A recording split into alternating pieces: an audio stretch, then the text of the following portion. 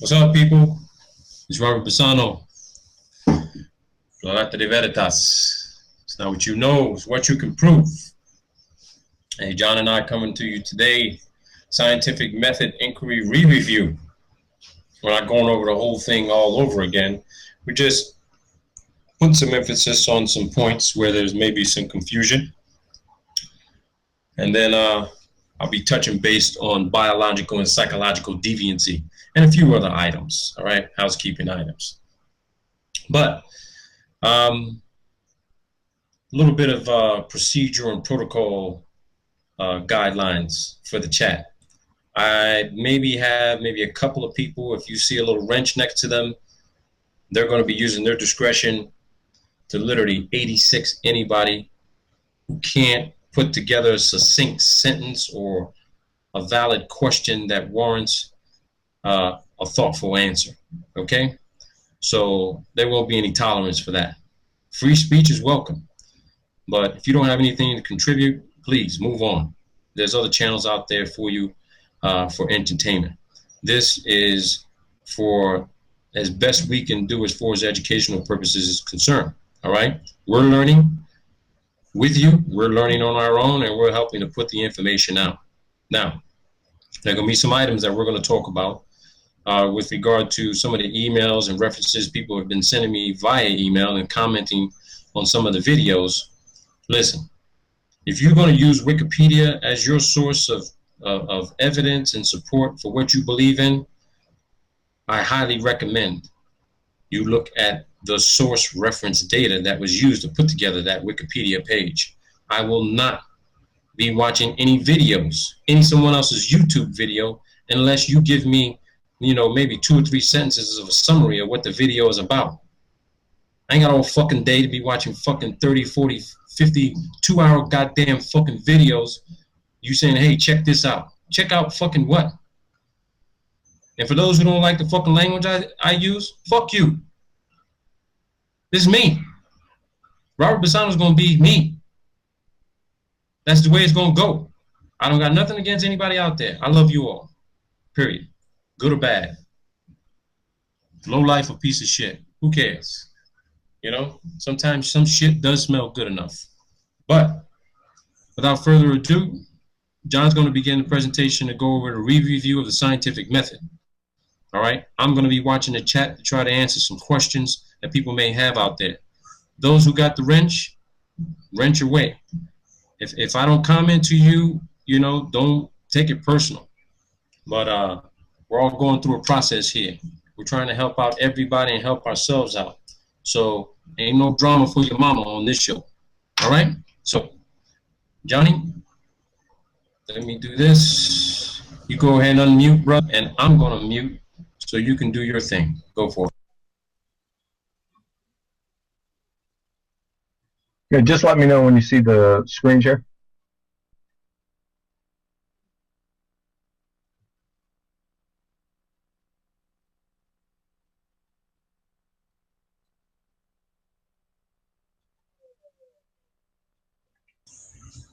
Is that good to go? Is it big enough for you?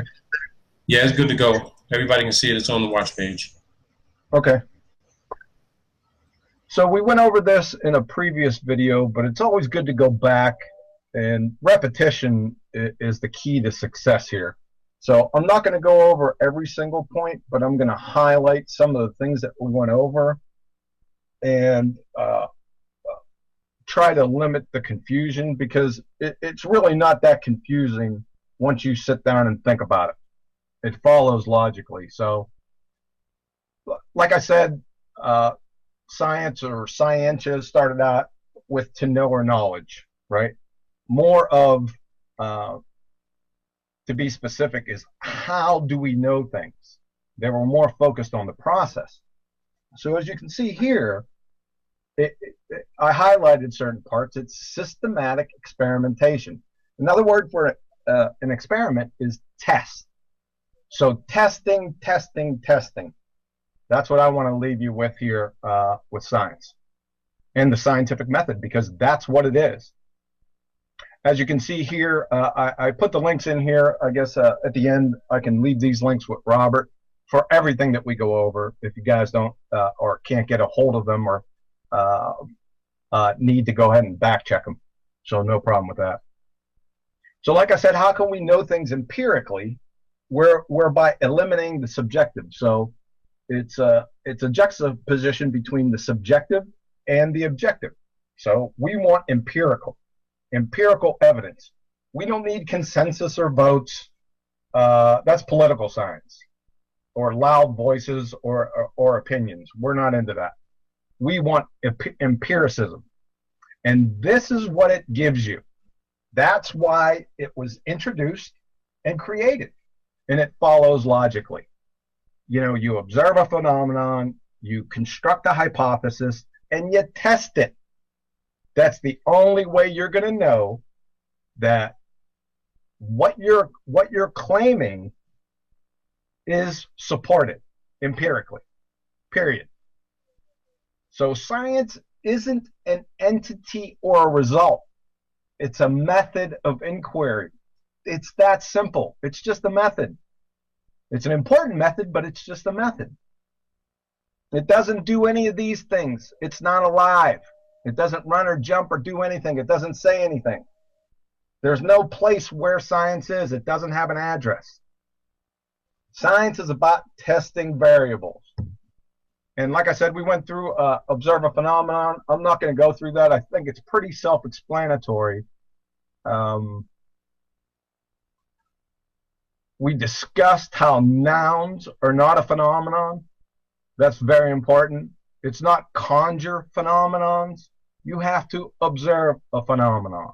And I gave a couple of examples, and they're right here. Oh, they're down a little bit further. We'll get to them. So I did want to stop here because this is important.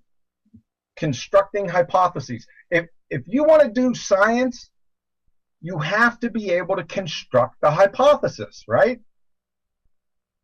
So a scientific hypothesis is basically your experiment statement. It expresses the proposed cause and effect relationship. That's what I want to stress here. A hypothesis, a scientific hypothesis, is cause and effect. You're trying to establish what the cause is of your effect or your claim. In other words, the cause is the independent variable and the effect is the dependent variable. Okay? So from California State University here, and this is Bakersfield, forming testable hypotheses. The key word is testable. That is, you will perform a test on how two variables might be related. As I said, this is when you are doing a real experiment. You are testing variables. Formalized hypotheses. For example, if skin cancer is related to ultraviolet light, then people with high exposure to UV light will have a higher frequency of skin cancer. It's real easy. That's a testable hypothesis. It gives you another one with leaf color. So formalized hypotheses contain two variables, like we were discussing. One is the independent, and the other is the dependent. The cause, the effect. The independent variable is the one you, the scientist, control and manipulate, and the dependent variable is the one you observe and or measure the results. Notice there are two parts to a formalized hypothesis. The if portion contains the testable proposed relationship, and the then portion, it's the prediction or dependent variable of the expected results of an experiment. An acceptable hypothesis contains both aspects, not just the prediction portion. That's very important. Here's the examples I've given you. They were in the last video. Example 1 with vitamin C and scurvy. And the second one, sorry it's so small, the one with diabetic ketoacidosis. So you can go back in that video or this one and read over them. So a theory, this is real important. I hear this constantly, and it makes my skin crawl. Everyone says their theory, this theory. What they're talking about is the colloquial theory. That's abject speculation. Scientific theories, on the other hand, explain the how and the why.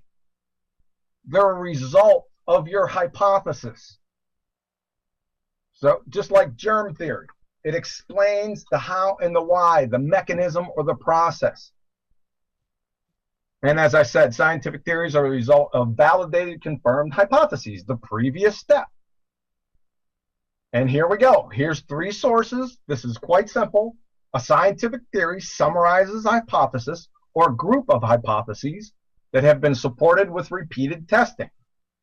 The other ones say more or less the same thing.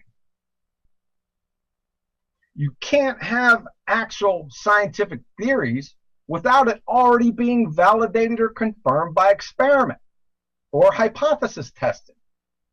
And you can't have math or equations for a scientific theory, because math only describes. Scientific theories explain. Very important. And we talked about these pretenders before and why they are pretenders. And as I said, crocheting is more scientific than these clowns combined.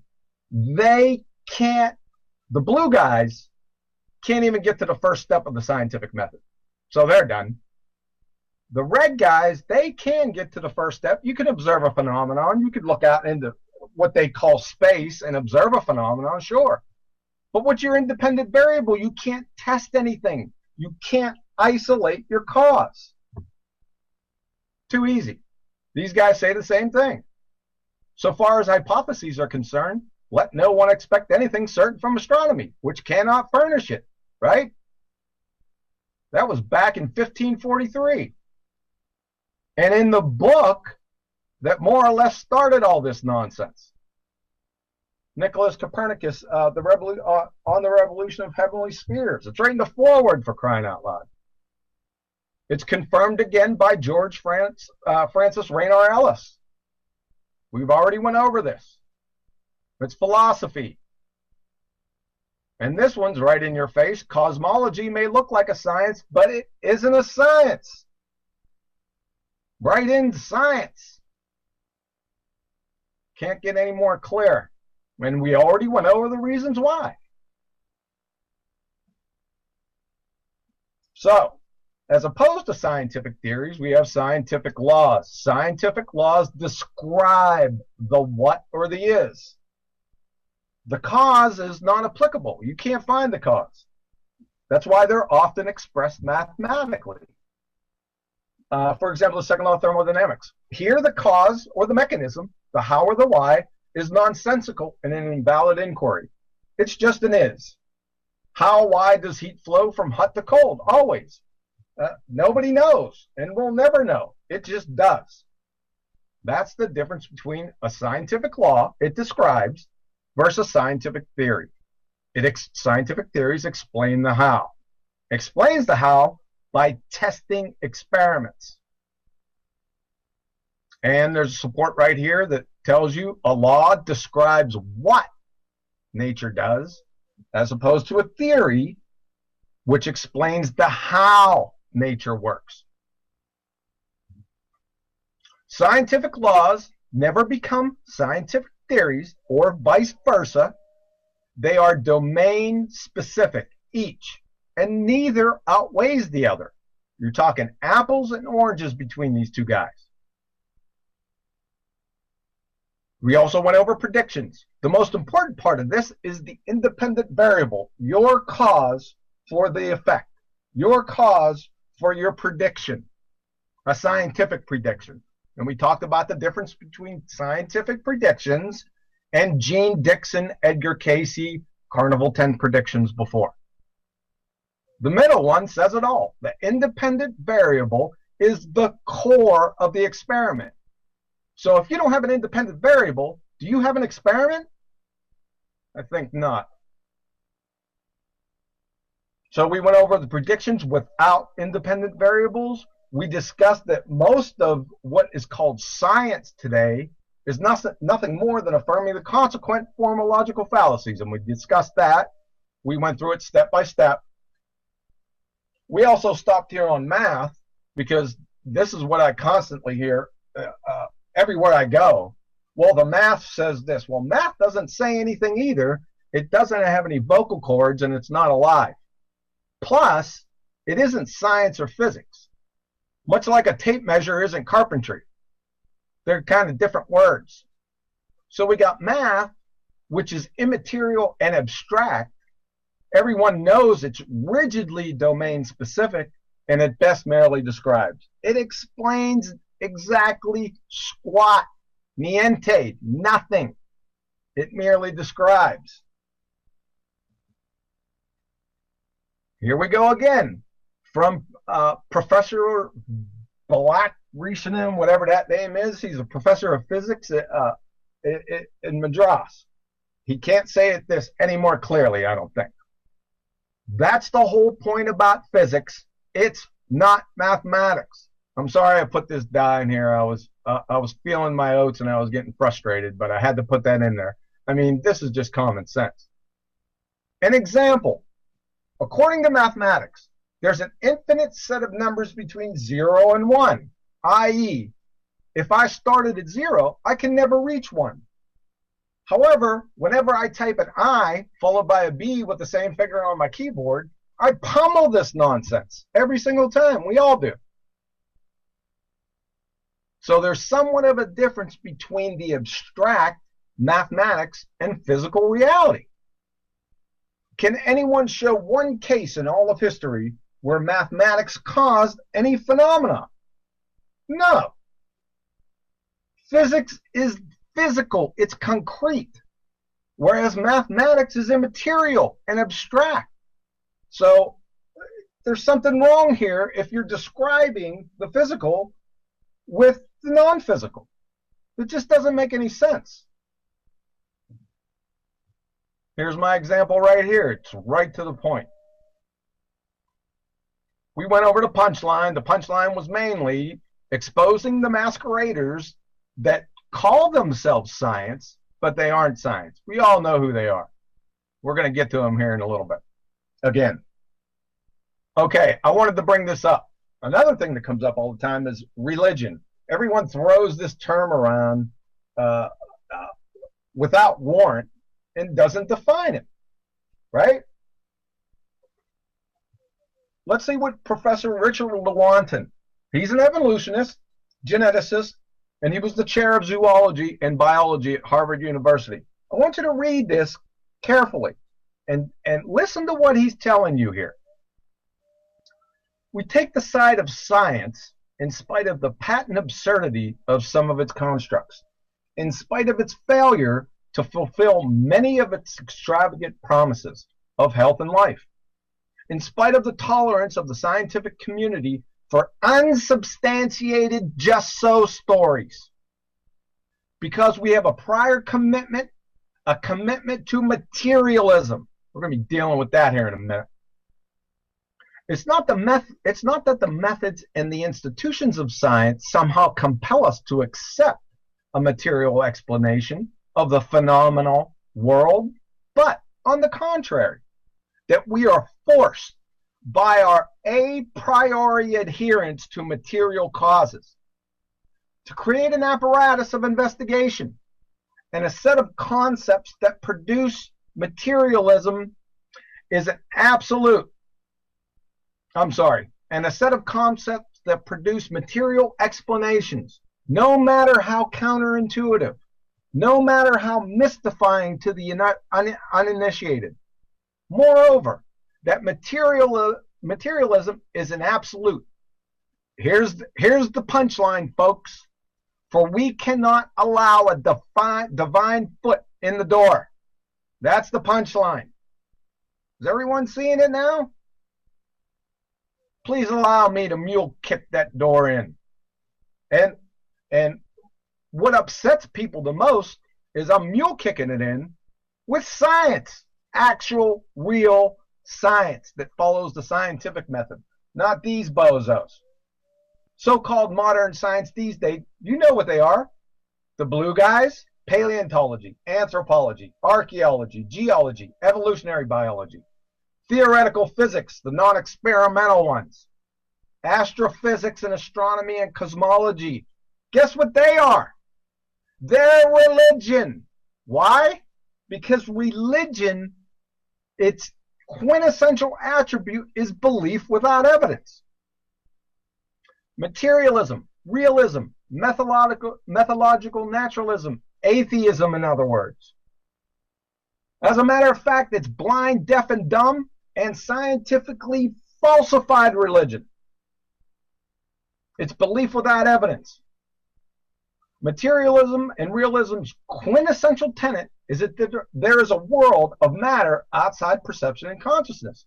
Well, quantum mechanics has already pummeled that. It pummeled it 100 years ago. Here's just 3 experiments that I highlighted. I could put 2,000 experiments, all without exception, in here that validates what I'm saying. These are just a couple. They're good ones. You can go ahead and read through them. Like I said, I'll give the links to Robert. He can post them in the description after we're done. This says, and this is one from the proceedings of the National Academy of Sciences in 2013 for the quantum erasure with causally disconnected choice. And I quote, "The presence of path information," where'd we hear that before? "Anywhere in the universe is sufficient to prohibit any possibility of interference. It is irrelevant whether a future observer might decide to acquire it. The mere possibility is enough. Therefore, the lack of which path information anywhere in the universe is sufficient to prohibit any possibility of wave function collapse." That's the formation of matter. And they even come out and tell you, no naive realistic picture is compatible with our results. It is therefore suggestive, it's more than that, to abandon such pictures altogether. That's naive realistic, or naive realism, or materialism. They're all saying the same thing. Like I said, I have so many experiments I can't follow them all. So this is real easy. If they want to falsify or validate their religion, which is materialism, and then invalidate idealism, which is Christianity, which is not a religion, by the way, there's already plenty of ammunition for them. The Quantum Randy Challenge. This was posted 23 July in 2012. Here's the links. I'll give them to Robert. He can post them. All they have to do is prove naive realism or local realism, this is materialism, or atheism is true and not observation dependent. There is a Nobel Prize being offered, and $1 million US dollars is being offered if they could do it. This has been going for 4+ years now with no takers, huh? I wonder why. I'll monitor the presses on that. It's not going to happen. So originally, science is to know. Just for an example, my son's a video game master champion of many games and can identify the patterns and regularities, but he's absolutely clueless of the underlying fundamental architecture of the computer and or software that runs the game. But he intuitively knows the patterns and the regularities are not the cause of the game. This is a DOS scenario, right? So up until 1925 in quantum mechanics, science was constructed in a way to systematically study and model the patterns and regularities of the natural world that manifest to our 5 senses. However, it should have been changed the instant particles hit that photographic plate in an interference pattern, point blank. But no, we can't have that. The dogmatic pseudoscience metaphysical priests immediately, and still to this day, cloak and stamp on the forehead conclusions and started erecting barriers. It's a mystery. It's strange. We all heard it in the past videos. And you can hear it anytime you bring up anything on quantum mechanics, any documents. These are what you're going to hear. And these are what you're going to read ad nauseum. And all you are going to hear is this, right? We've all heard this statement before. Shut up and calculate. I think it was Richard Feynman that brought that up. So why do they do that? Why are they substituting mathematics for a description or describing something? We don't want descriptions. We want explanations and illustrations. That's what physics is. So why is he saying this? Why? Well, a ground squirrel can figure out the meaning of these experiments in less than a Planck time, right? He found out. Werner Heisenberg, one of the pioneers of quantum mechanics back in the day, Nobel Prize physics. The first gulp from the glass of natural science will turn you into an atheist. But at the bottom of the glass, who's waiting for you? He's seen it. These people, all these guys seen it. It was written on the wall. You need the source of that. Like I said, I'll give it to Robert. That speaks volumes right there. I'll tell you what, there's a lot of people out there that haven't even acquired the glass yet, much less taken a first gulp from it. The word science now, being utterances of its priests, put limitations on the to know by artificially erecting pseudo barriers based on a priori philosophy or religion, materialism and realism. This is metaphysics. It restricts an open-minded investigation of reality. These priests and accompanying incoherent ball and chain religion were unequivocally quashed in total by quantum mechanics, but have managed to somehow not only stay afloat, but now hold the highest seats in the temple, in the science temple. They are what I like to call fundies, pseudo-intellectual scientism fundamentalists. What's absolutely mind-boggling to me is the discipline quantum mechanics, real science, that sealed their fate over 100 years ago is now used as the pseudo-intellectual fundamentalist mandate or justification to maintain their position. I don't know how they pulled that maneuver. People must have been sleeping. So how do they do that? Well, they accomplish this by more or less an equivocation fallacy. Real simple, with real science. Without the practical uses or applications of quantum mechanics, we'd be basically back in the Stone Age, technologically speaking. But technology isn't science either. This from the University of Georgia. What science isn't? Part 3. Science is not technology. One of the mistakes many people make in thinking about science is to confuse it with technology.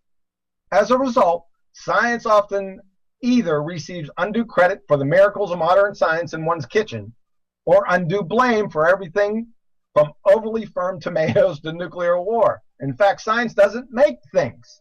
Scientists develop the understanding of radiation sufficient for the invention of microwave oven. Let me just follow this up in short. In short, science often leads to technology. It often uses technology, but it isn't technology, and in fact can operate quite independent of technology. And here's the source.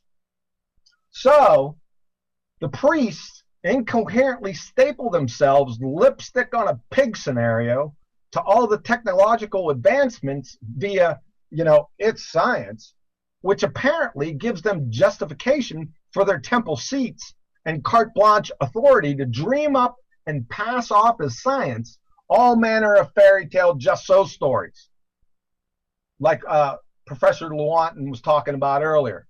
The mindset in what 99.9% of the scientific illiterate population has fallen for is this.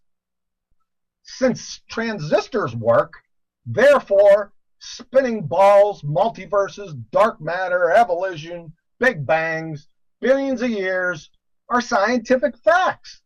Does this make any sense? Wake up! My word.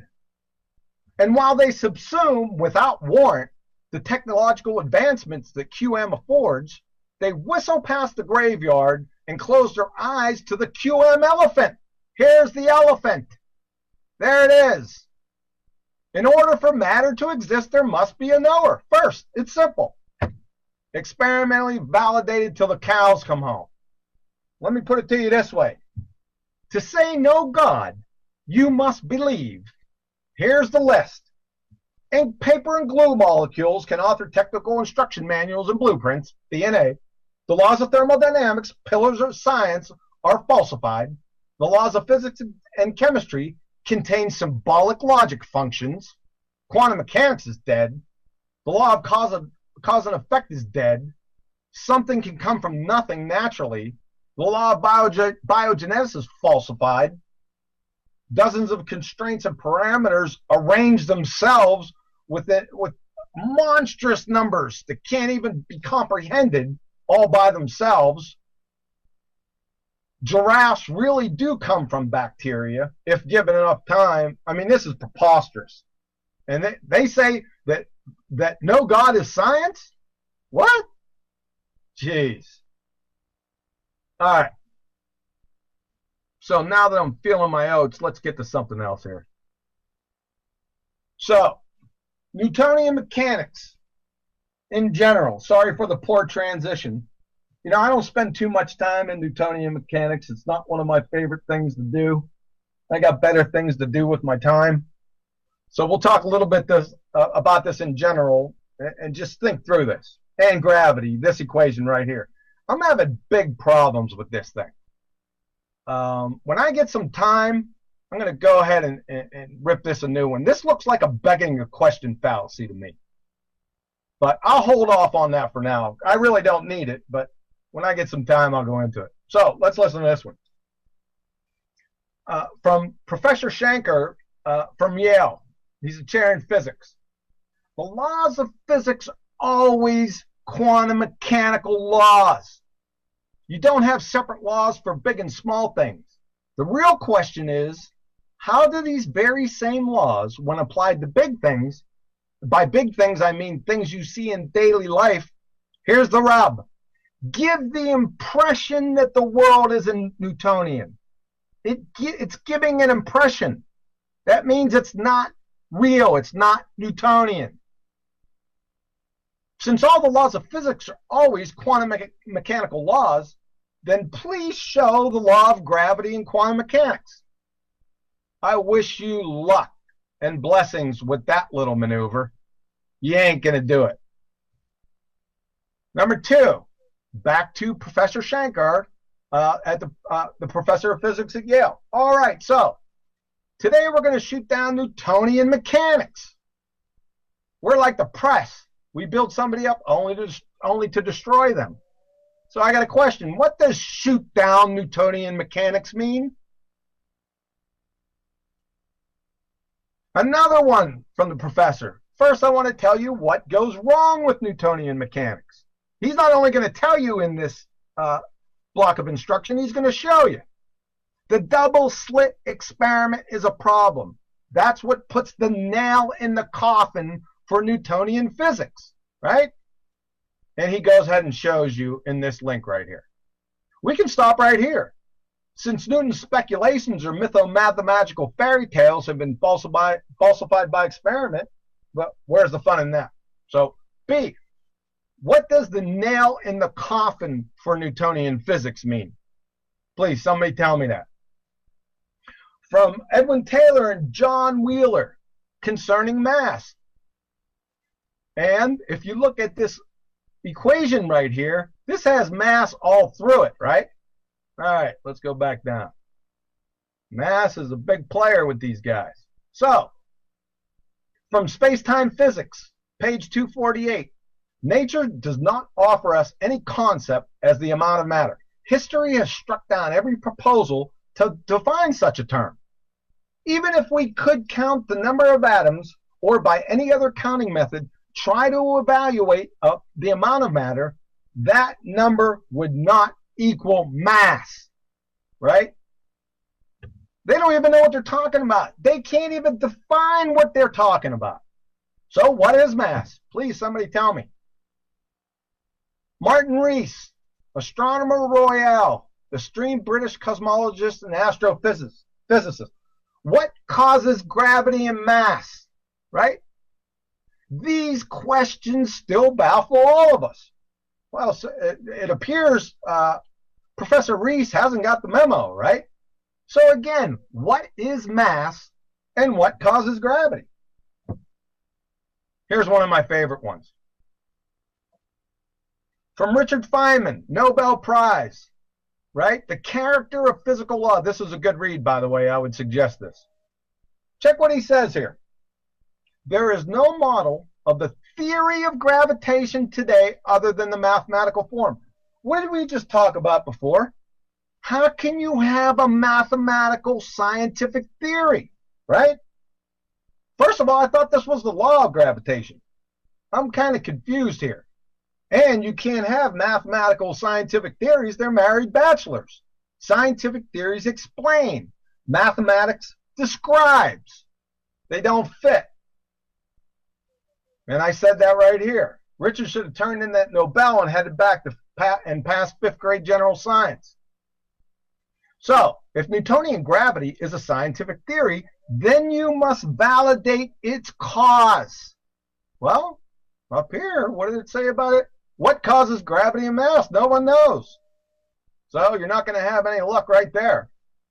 If Newtonian gravity is a scientific law, then you got to answer my question 1A, right? If it's a law, right here, all physical laws are quantum mechanical laws, period. So you have to answer A. If it's a law, then please show us the law of gravity in quantum mechanics. Not going to happen. Here's a good one. I showed this to my daughter yesterday, and she picked up on it pretty quick. So let's go with what Richard Feynman said. He said that there is no model of the theory of gravitation today other than the mathematical form, correct? Okay.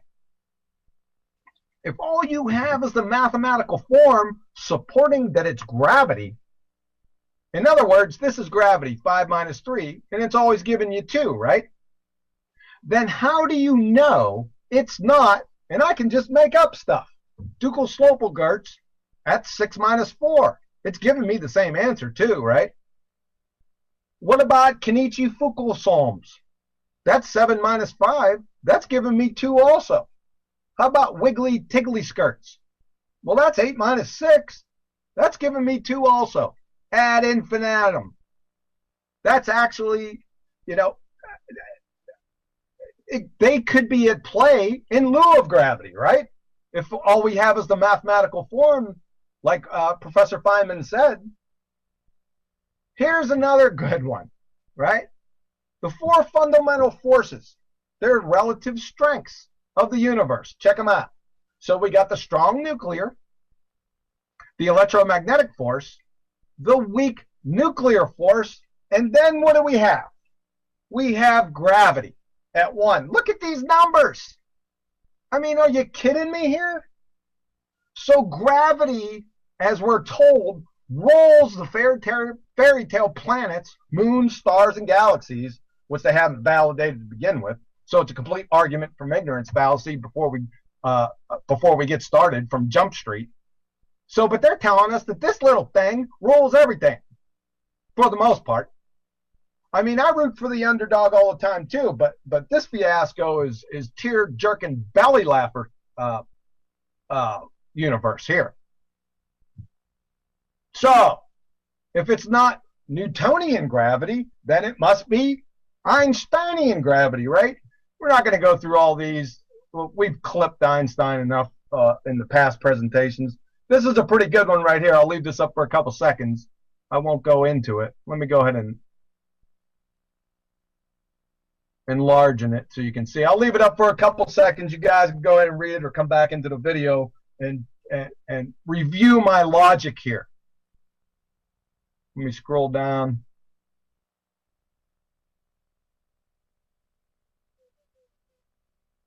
That should be good. You guys could pause that thing and go ahead and review it. We already went off the grown-up falsifications called non-locality in quantum mechanics. It destroys uh, special relativity and general relativity all by itself. We already talked about the two doors. Those two doors are fairy tales, equal fairy tales. So let's listen to this. We'll wrap it up. Einstein's theory of general relativity is incompatible with quantum mechanics. Well, all physical laws are quantum mechanical laws, and if general relativity is incompatible with quantum mechanical laws, then where does that leave general relativity? It's outside looking in. It's well outside, like at the bottom of the Atlantic. From David Bohm, one can see that relativity and quantum mechanics, the two most fundamental theories of matter, really contradict each other. Right? Uh-oh, that's a problem. If they contradict each other, and this is correct, and it is, then what are we talking here? It's over. It's a kaboom scenario. So I'd like to thank everyone for listening. I know I was a little bit emotional here, but I get really frustrated at all this. I'm just tired of listening to the BS. All I want is the truth, folks. You know, just like you. You know, tear off all the barriers, tear off, you know, everything that's hanging on it. Hey, just give me the truth. It could be bad, it could be terrible, it could be the worst thing. I don't really care. I just want the truth. Just give it to me straight. And don't use science to promote your fairy tales. That's it, Robert. I'm done. Bravo, brother. And you know me. I was actually looking for something I could debate with you on. I really was. I'm glad you went down this route with this information, because here I am engaged in graduate studies. And as you know, Jay, I shared with you some of the information I've been discussing in papers, going through peer review and scholar review data. And I think it was, what was it? Got the guy's name, James Beatty. I think he was the one who said, let me see if I can find the quote. Hey, Robert, sorry to interrupt you, man. Your mic's breaking up again. I know that's not going to make you happy, but it's breaking up. Yeah. Let's see what I got. Let me see if we can the share screen, because it's taking a lot of bandwidth here. Let's do this. Can everybody hear me a little bit better right now? It's still breaking up a little bit, Robert. Yeah. Okay, let me see if I can mute real quick.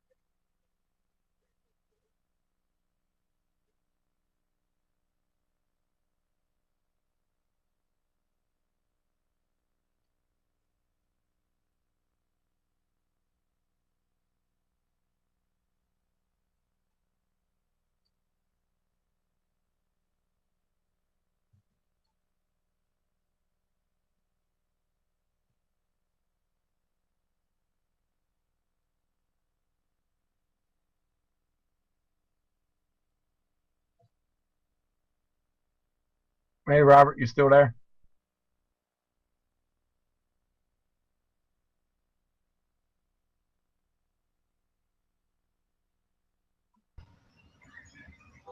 Yeah. Okay, that sounds better, So man. yeah, yeah. So James Beatty was the one who says the aim of education should be to teach us rather how to think than what to think, rather to improve our minds so as to enable us to think for ourselves than to load the memory with the thoughts of other men. It's a perfect quote. Perfect quote by James Beatty. And the process I'm going through right now in graduate school is I've got to conduct extensive literature reviews, tens of hundreds of thousands of papers drafted up by people who basically are trying to go through what John just described and developing a convincing argument to say, well, you should agree with what we just said and look into these other areas. And anytime, you know, an independent person goes outside of the status quo norm of the scientific methods and procedures and processes to validate, confirm, and verify what it is they want to prove, they don't like that. You have to stay within the confines. And as you can see from the presentation John gave, um, what is it based on? When you start to strip away at all of the layers and get down to the genesis of what you believe the truth to be, so that you're not coming up with just another conjectured theoretical construct where you're going to force somebody else to either prove or disprove your theory to be true or false or valid, then you've basically come full circle. You've gone nowhere. You've gone nowhere. You're looking outside the circle. You want to go in that direction, but they're telling you no, you can't go there yet, or we don't know what's out there. And because we don't know what's out there and we don't know how to get there, why don't we just stay right here and figure this out first? I mean, think about how long you've been in the situation you're in, thinking the way you think, and you still can't come up, you still can't engage in a critical discussion with someone who you may believe thinks differently from what you do. But then when you have to break it down in simplistic terms and get down to the quantum mechanical level, the person starts to look at you and says, oh, whoa, hold on for a second. Where are you taking me? Like, I'm taking you to the genesis of the truth. Well, let's just cut to the chase. Where is it leading me? I'm taking you to the genesis of the truth. And Friedrich Nietzsche said it perfectly. People don't want to hear the truth because it destroys their illusions. Because it destroys their illusions. I mean, that can't be any further from philosophical truth. That can't be any further than philosophical truth than I know. I mean, and I'm an avid follower of Nietzsche's work. Avid follower. Yeah, hang on for a second. Hang on, baby.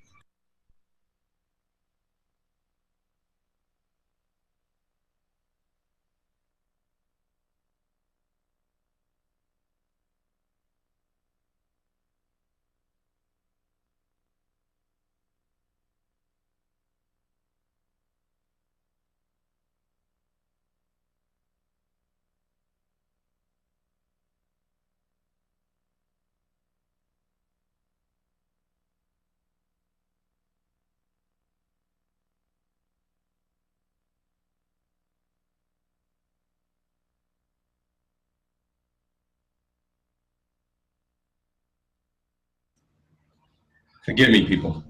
So, what I want to go through next in a follow up what John did is this. I'm going to share my screen to show you guys what it means to peer review. Okay? Let me put up my screen here real quick.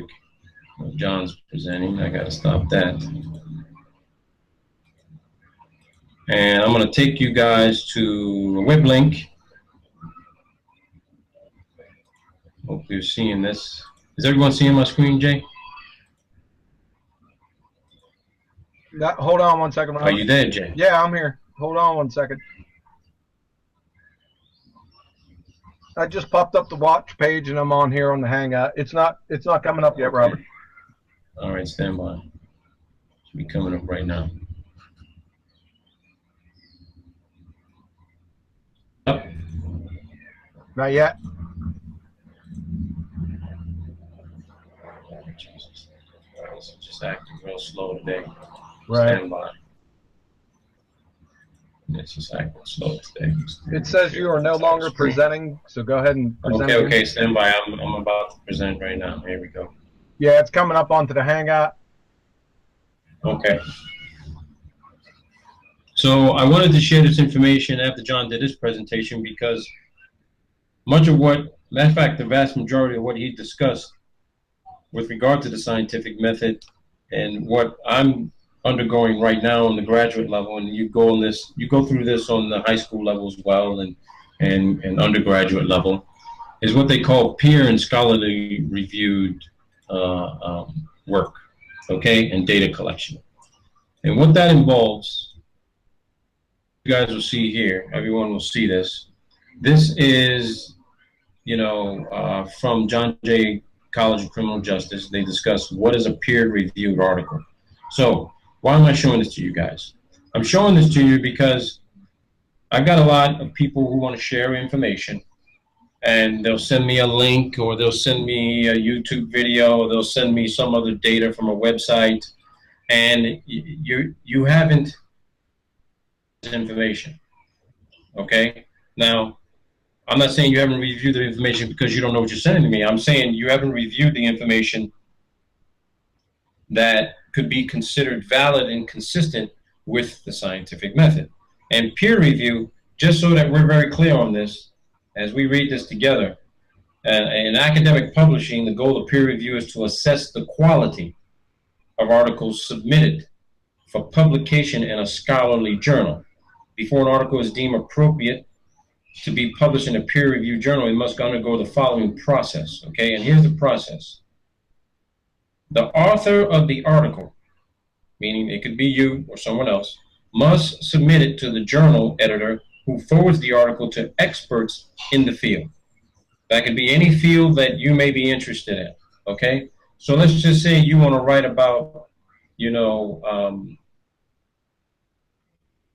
the top 10 ingredients put in cat food, okay? And what cats prefer. Well, guess what? They're going to, when you submit that article or that journal, peer-reviewed piece, it's going to go to some journal editor, and they're going to say, okay, who do we have that specialize in feline, foods and development and manufacturing and testing? And they'll find someone, and they'll send a paper to them to say, hey, can you look at this paper for us and tell us what you think? Now, the key word is this: tell us what you think. And it says here that because the reviewers specialize in the same scholarly area as the author, they are considered the author's peers, hence peer review. Number two, these impartial reviewers are charged with carefully evaluating the quality of the submitted manuscript. Number three, the peer reviewers check the manuscript for accuracy and assess the validity of the research methodology and procedures. Research methodology and procedures. What are those research methodologies? They go through a scientific process. Okay, what is this person saying? Is this person saying that they know what the top 10 ingredients are? How did they know what the top 10 ingredients are? What kind of research did they conduct? Who else did they cite? So did they come up with something new that they want us to consider? Those are the research methodologies and procedures. That's what John discussed, scientific method. And based on what he presented, you've got to go all the way back to the Genesis. All right? That doesn't mean it needs to be a 100, 200-page paper. It just means that get to the point and tell us how you did it and what was the importance of this and what you're proposing, what you may be proposing.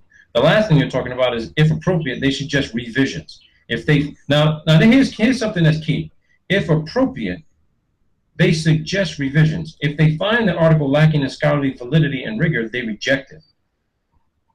Now you see how, if you start to think independently from the rest of the community that you may be involved in, and regardless of what area of academic discipline or research you may be involved in, paper peer reviewed by your so-called peers who don't even know you. They don't know how you think, they don't know how you behave, they don't know what you've been looking into.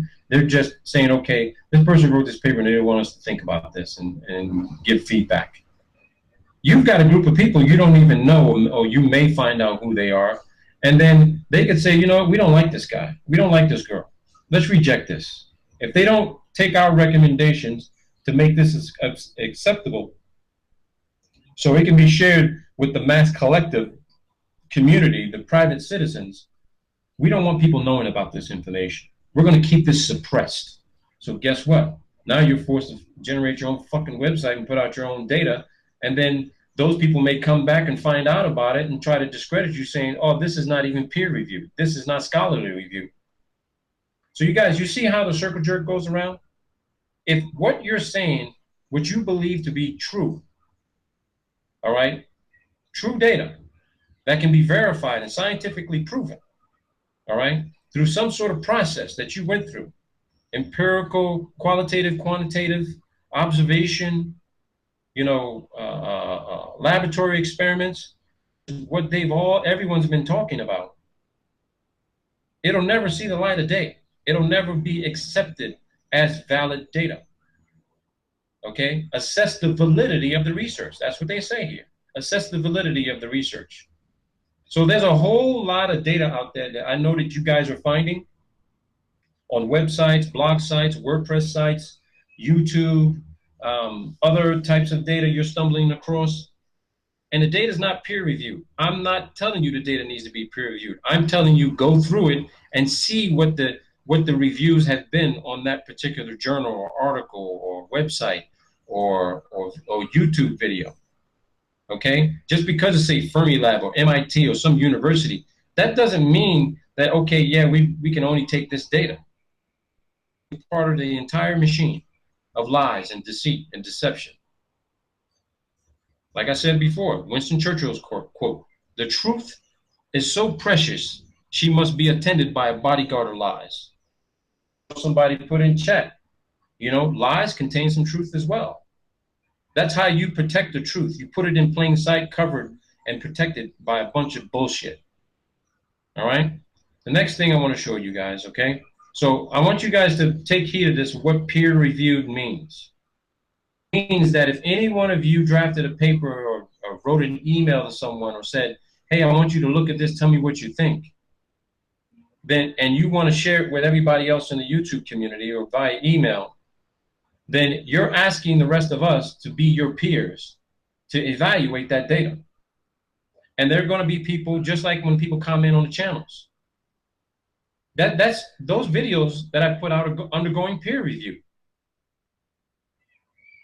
Undergoing peer review. I consider everyone who's making a comment a wannabe scientist, quasi-scientist, pseudo-scientist, analyst, whatever you want to call yourself. All the feedback, okay, is being taken into consideration. There's some feedback that just makes no fucking sense at all, and I fucking dispense with it and delete it.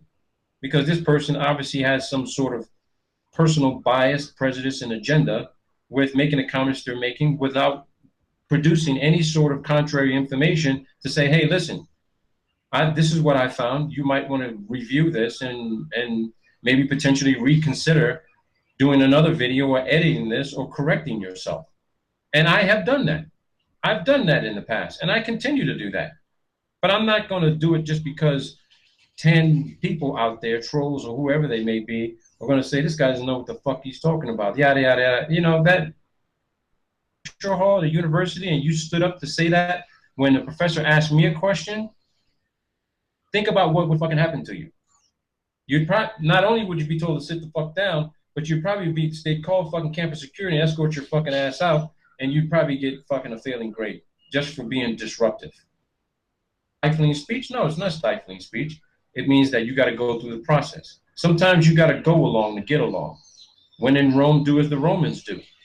But you can put together your own processes to decide, okay, how else do I need to do this to get it accepted so that eventually, as I progress through proving what it is I want to show people, it gets recognized. That's what it comes down to. It's not what you know, it's what you can prove. Okay?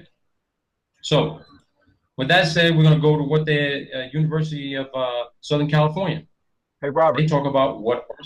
Go ahead. Sorry to interrupt you.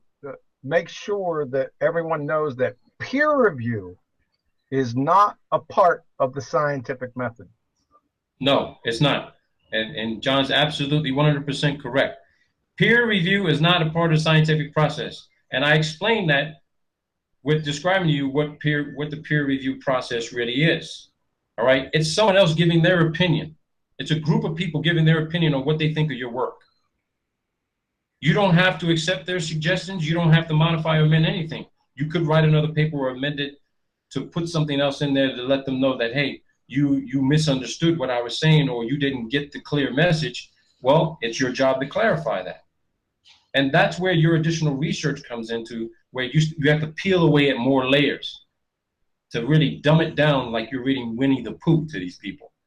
But shit, I know people, highly intelligent who can't read Winnie the Pooh and understand what Winnie and Pooh are actually talking about. Now, how ironic is that? You get some adults who can't even read Winnie the Pooh. It's not they can't read the English language, but if you ask them to read and ask them to summarize, okay, tell me about what was going on with Winnie and the Pooh. Hey, you know what? Let me read it again. And what? You need to read 8 fucking pages of Winnie the Pooh to know you can't read 8 pages and summarize it? I mean, that's how comical it could really become. Hey, Robert, can you go back to your previous page? I just want to comment on the third bullet, or the one you got highlighted. Yeah. The peer reviewers check the manuscript for accuracy and assess the validity of the research methodology and procedures. Now that is legitimate. If somebody is going to peer review, that should be the only thing that's peer reviewed. The validity of the research methods and procedures. That's it. Anything else? Because you could see how this could be abused, right? Yeah. It says it right here on the 4th one, if appropriate. See, these peers are deciding if the research methodology was appropriate. But what if you come up with a new research method that no one has ever thought about before? If they don't accept that research method, they consider it inappropriate, they suggest revisions, and then if they find article lacking scholarly validity and rigor, they reject it. See, it's all about proving, providing more and more and more proof, but you never get to the truth of what you want to show them. And what they know what you want to show them, but they don't want it to be revealed. Peer review is all about acceptance. We all go through life and society, getting entwined in this idea of acceptance. Oh, he don't like me. She don't like me. He doesn't love me. She doesn't love me. What's wrong with me? It's like they want everyone to have this inferiority complex. You can never have enough knowledge. You can never have enough skills. You can never know enough information. Okay? But the information you do know, if it's not accepted by the collective masses you're trying to share it with, it gets immediately rejected as, that's conspiratorial. You don't know what you're talking about. You're stupid. Go back to school. When they tell you go back to school, they're really telling you, you missed a few classes.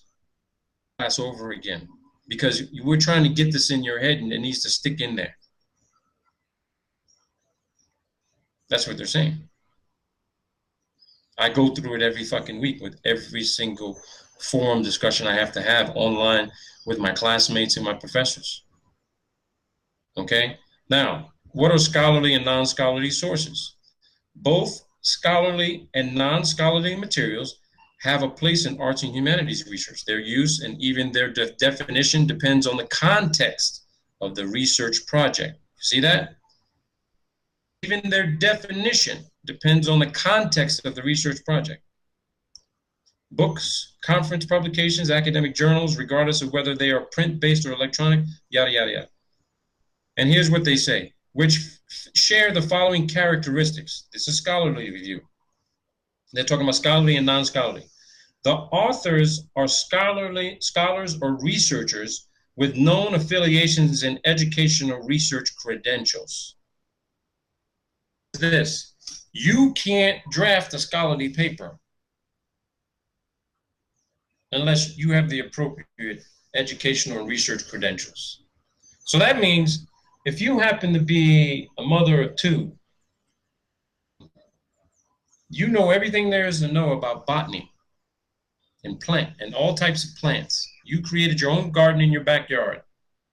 You've studied this, but you didn't go to school to get that undergraduate degree or master's or PhD and to become a botanist, right? You can't call yourself a botanist, okay? In simple terms, you're just a fucking gardener. You're the guy who cuts the fucking grass every day. But if you happen to write a paper that you wanted to be peer reviewed and then it was accepted, it will never become a scholarly reviewed paper. It'll never become a scholarly paper. It'll never be a non-scholarly source. It could be considered a non-scholarly source, but here goes these are the characteristics they define. Okay? The author are scholars or researchers with known affiliations and educational research credentials. The mother of two who's been doing this for over 30 years and knows more than a university scientist, botanist, can educate them, but what she writes about won't be accepted. The authors cite other sources, be the primary or secondary. Many scholarly publications include citations to other sources and bibliographies. So what they're saying is exactly what James Beatty said. They're saying, oh, well, James Beatty's not correct. We need to load your memory with the thoughts of other men. Okay. Hey, Robert. Yeah, your mic's breaking up again. Sorry to interrupt. Here we go. Stand by.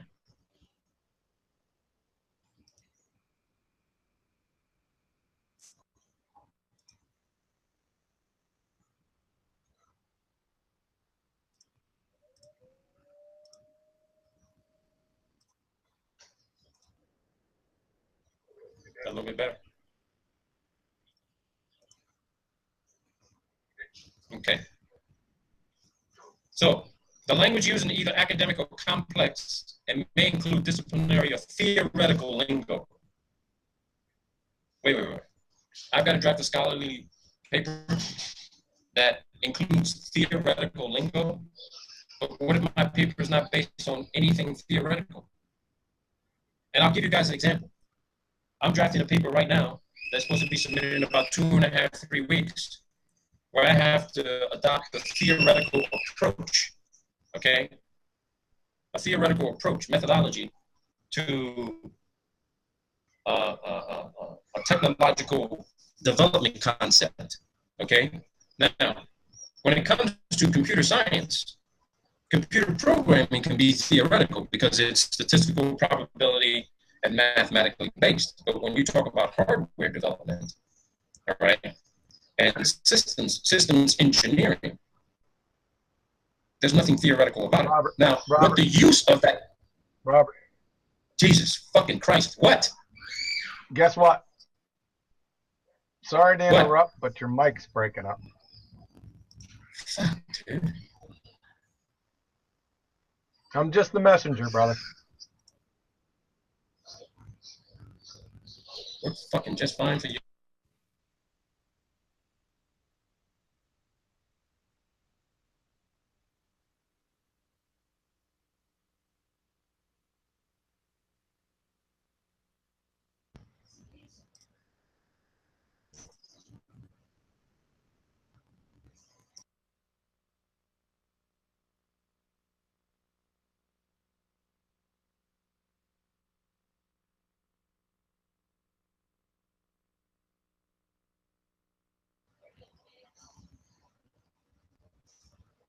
Okay, people, you're just gonna have to bear with me on this because we got a lot of stuff going on here, so that's gonna happen. All right. Ask you to exercise some tolerance with this whole thing. The best I can. The publisher is a scholarly press that practices editorial review to ensure that content and context adhere to the expected research parameters. So the publisher also decides if the context of what you're talking about adheres to the expected research parameters. So again, the scholarly and non-scholarly review process is really nothing but an enhanced peer review process. You now have a lot of different other people telling you, go through these methods, which of course adhere to what John discussed regarding the scientific method. Research methodology. If you go outside any other previously discussed selected research methodology that they don't understand, they can't comprehend, or apply to any other research, forget about it being scholarly review. They call it conjecture, rhetorical, nonsensical, unacceptable. Scholarly and academic journals, which are periodic publications that contain articles, have additional characteristics, okay? And this is where all you guys come in, when you provide me with articles and videos. An editorial process that is peer-reviewed or referred. Okay? That's somebody else in the scholarly field saying, hey, check out this article. They bring up a good point in this news article, this paper, this expose. They publish long articles, essays that are ordinarily at least 10 pages, which may also include abstracts. Scholarly journals often publish essay-length scholarly book reviews, which can include citations to other sources. Scholarly journals are published relatively infrequently using quarterly, yada, yada, yada. Okay. All right. Clear cut. And here are some complexities to keep in mind. Scholarly materials in art, architecture, theater, cinema-related fields often include images. Images may constitute a large portion of such publications. There may be fewer citations. The author may be a creative practitioner, such as, for example, an architect or playwright. The author may be a multidisciplinary intellectual of a transnational stature who does not rely on the commonly accepted scholarly apparatus. For example, works by Roland Barthes, which lack footnotes of bibliographies, are considered scholarly. Okay, an essay by John Baudrillard about Disney World, which appeared in the French daily newspaper Libération, may also be considered scholarly, given the stature of the author and its importance in the development of particular theoretical analysis of popular culture. All right.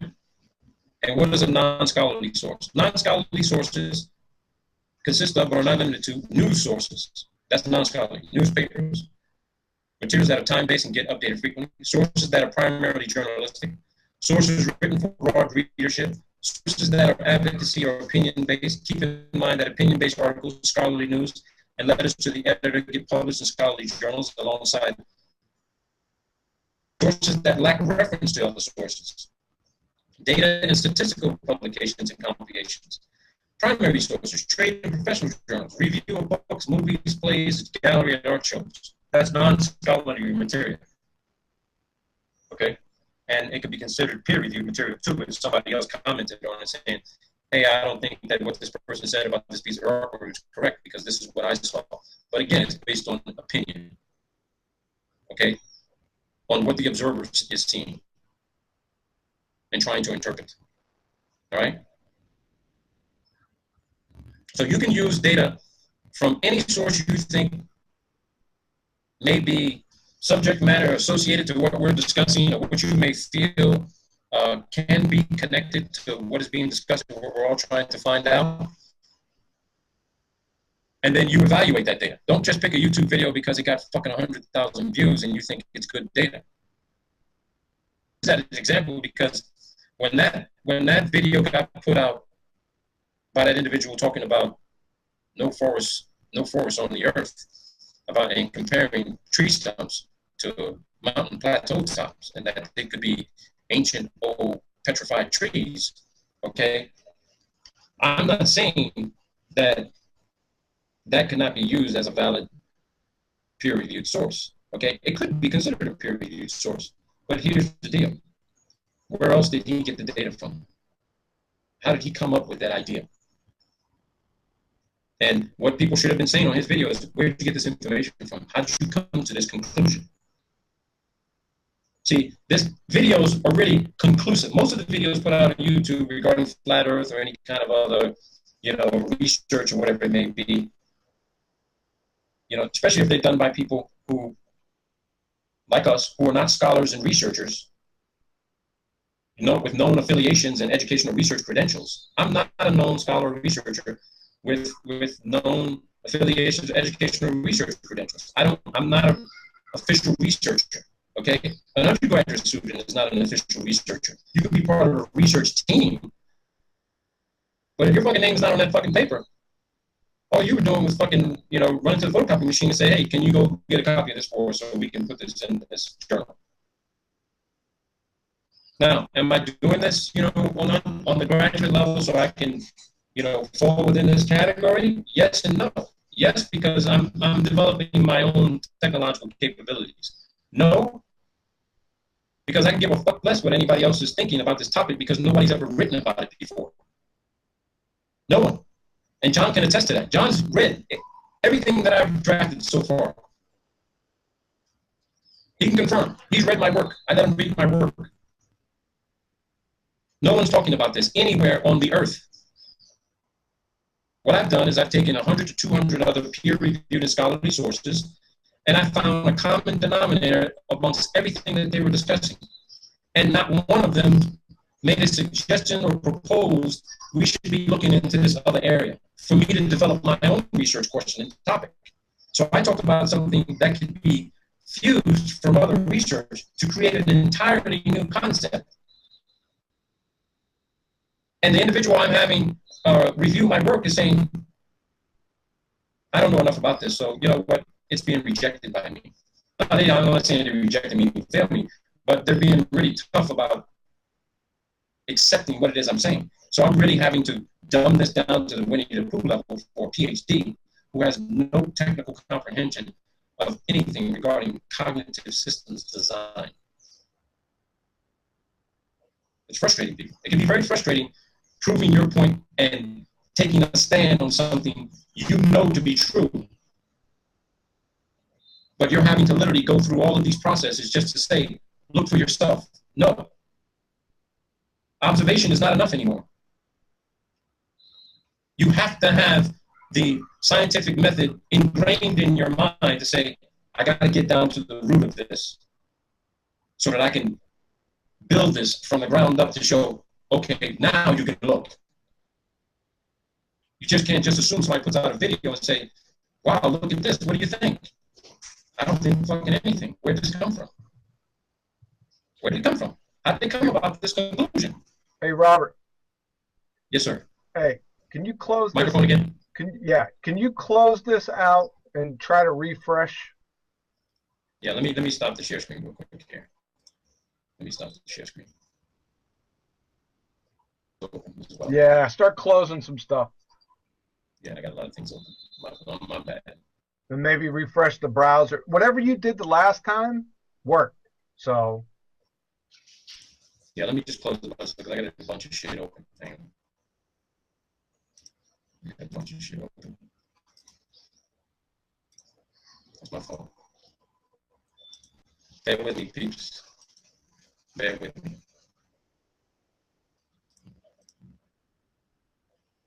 Bear with me.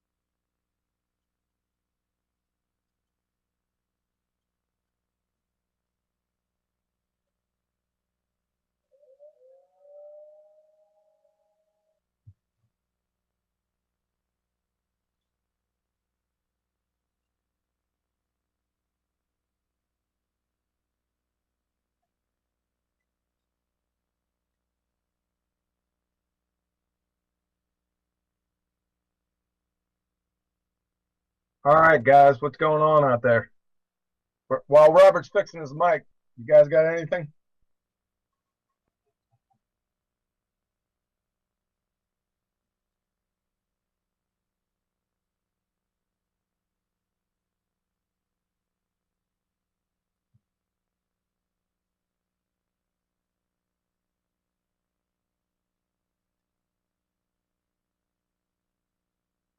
You guys can hear me just fine, correct?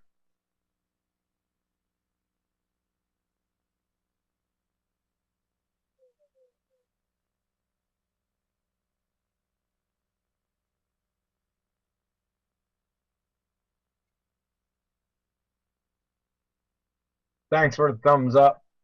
So what's going on out there in flat Earth land? Somebody wanted to ask me about light. What do you think it is? Light's photons, man.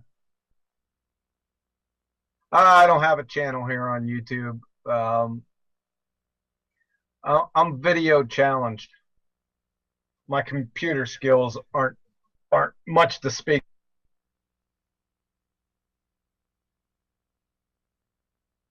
Yeah, I'll keep it up. Thanks.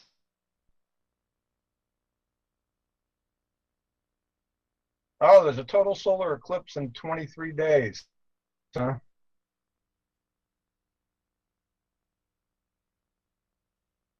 Yeah, it's photons. Yep. Who's Professor Dillard?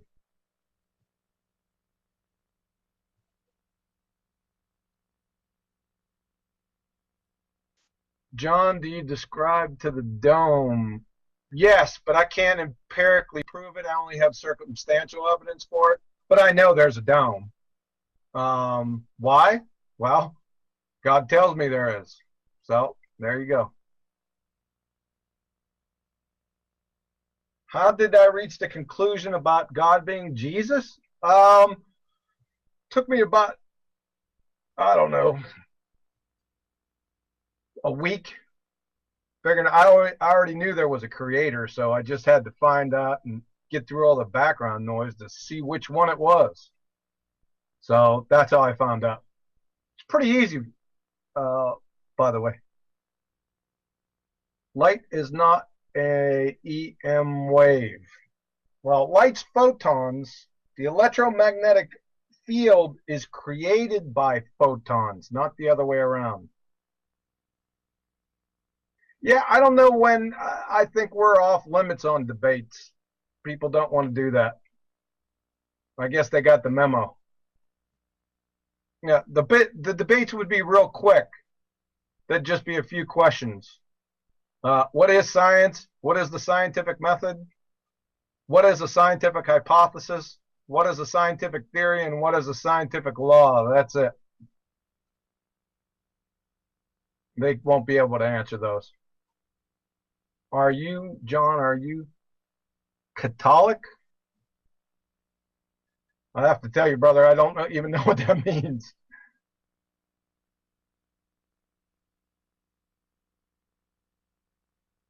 Now, the Masons didn't create Jesus, for goodness sakes. Do stars disappear when you go higher? I don't know. I haven't been up there, so I don't know.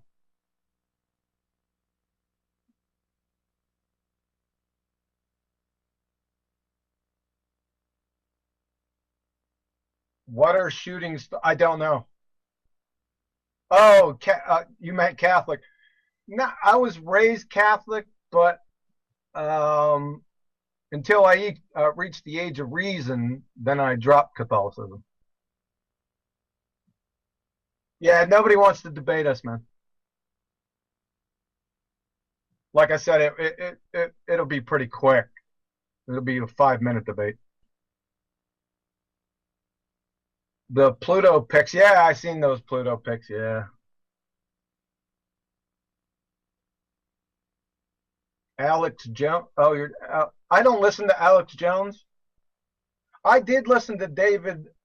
How do you pronounce his name? Ike or Iki or I listened to some of it, but like Robert was saying, there's some truth to some things people say, but I think many are off the reservation. I try to stick with the scientific method and what I can validate empirically for most things. Sorry, the chat was going real fast. I may have missed some. Sorry about that, guys.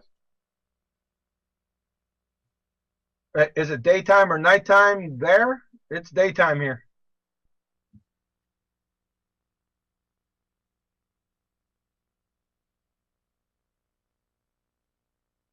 Let me see if I can't back. Did somebody ask something about the scientific method? If you did, go ahead and type it in real quick again.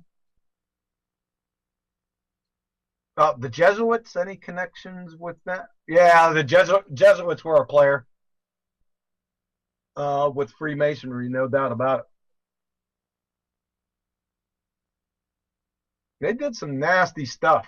I researched that thing some years ago, about 7 years ago. I reached the point I went down so many rabbit holes. I reached my conclusion and I just dropped it. I had to drop it. What is my favorite motionless earth proof? The favorite one is the Coriolis effect, or the lack of the Coriolis effect. That's an easy one. You can go to Aries failure too. That one puts the knife in or the nail in the coffin. What do I know about the Jesuit connection with the space? I don't know anything about it. I'm full of doo-doo, huh? Yeah, good. Thanks. Can you support that? Underwater lakes. Yeah, I seen that. I seen that video. It was quite amazing. I don't know what to think of it. I really don't.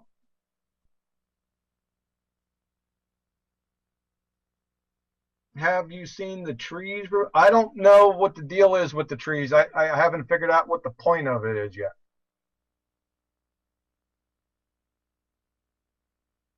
I don't believe in religion. I'm a Christian. Yeah, the Vatican. We already know. Just if you want to see the Catholic Church or the Vatican, go to Revelation 17. She's described to a T there. I think it's 17. You can start at 17:4. I think it is. Well, thanks, Aaron. Yeah, Aries failure. That's an excellent experiment. Yeah, that puts the nail in the coffin there. But you could do the lack of the Coriolis effect. That's real easy.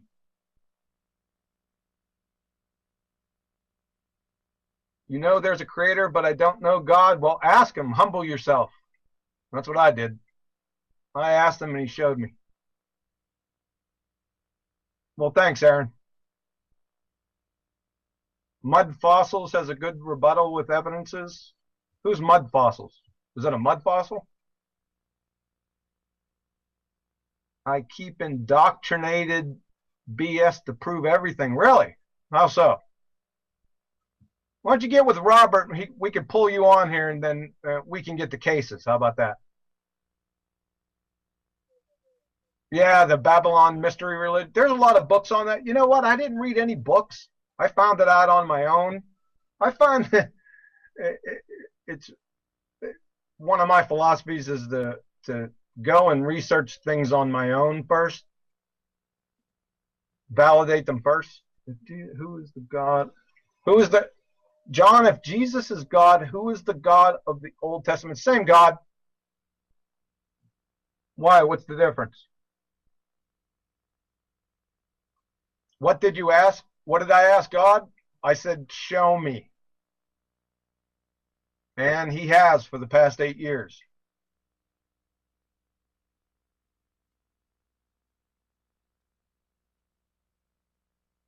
Yeah, it is hard for people to humble themselves, sure. It's called pride.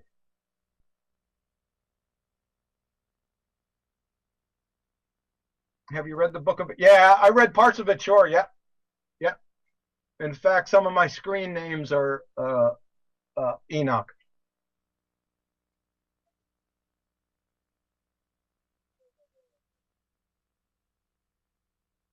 Oh, and then you get into the book of Enoch and what's in scripture, whether it's canonical, and you get into all that.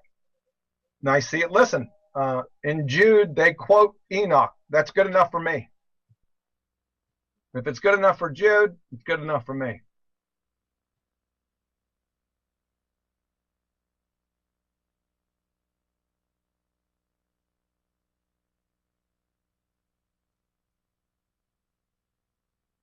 The Rings of Saturn, no, I don't know that book.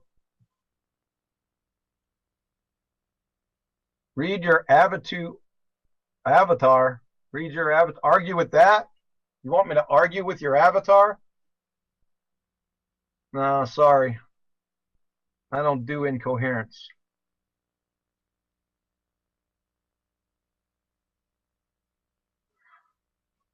I don't think it's God dissing. You're going to have to read Genesis and figure it out. A lot of people have a problem with sovereignty. Once you deal with that and reckon with sovereignty, then everything lines up. Hey Jay, Oh, can you're you hear good. me? Yeah, that was embarrassing. What's That was that? embarrassing. What's that? Well, I mean, dude, it's like every time I do a video or something like that, YouTube just finds, Google just finds a way to say, you know what? Let's just technically challenge this motherfucker, man. Yeah. Hey, Um, you sound good now, man. Go. yeah. Let me bring up what I wanted to show everybody because we talked about reviewing the scientific method and inquiry. So the next part of this presentation involves biological and psychological deviance. Okay. Now, you know, I might add a little comedy to this whole thing. It has no relation to anything else, but you know, maybe it does. But we've got a society of people out there who a lot of this quasi science might pertain to, might apply to, and there's going to be some comedy behind this because when I first read this today, I thought to myself, oh shit, they might be describing how I've been behaving.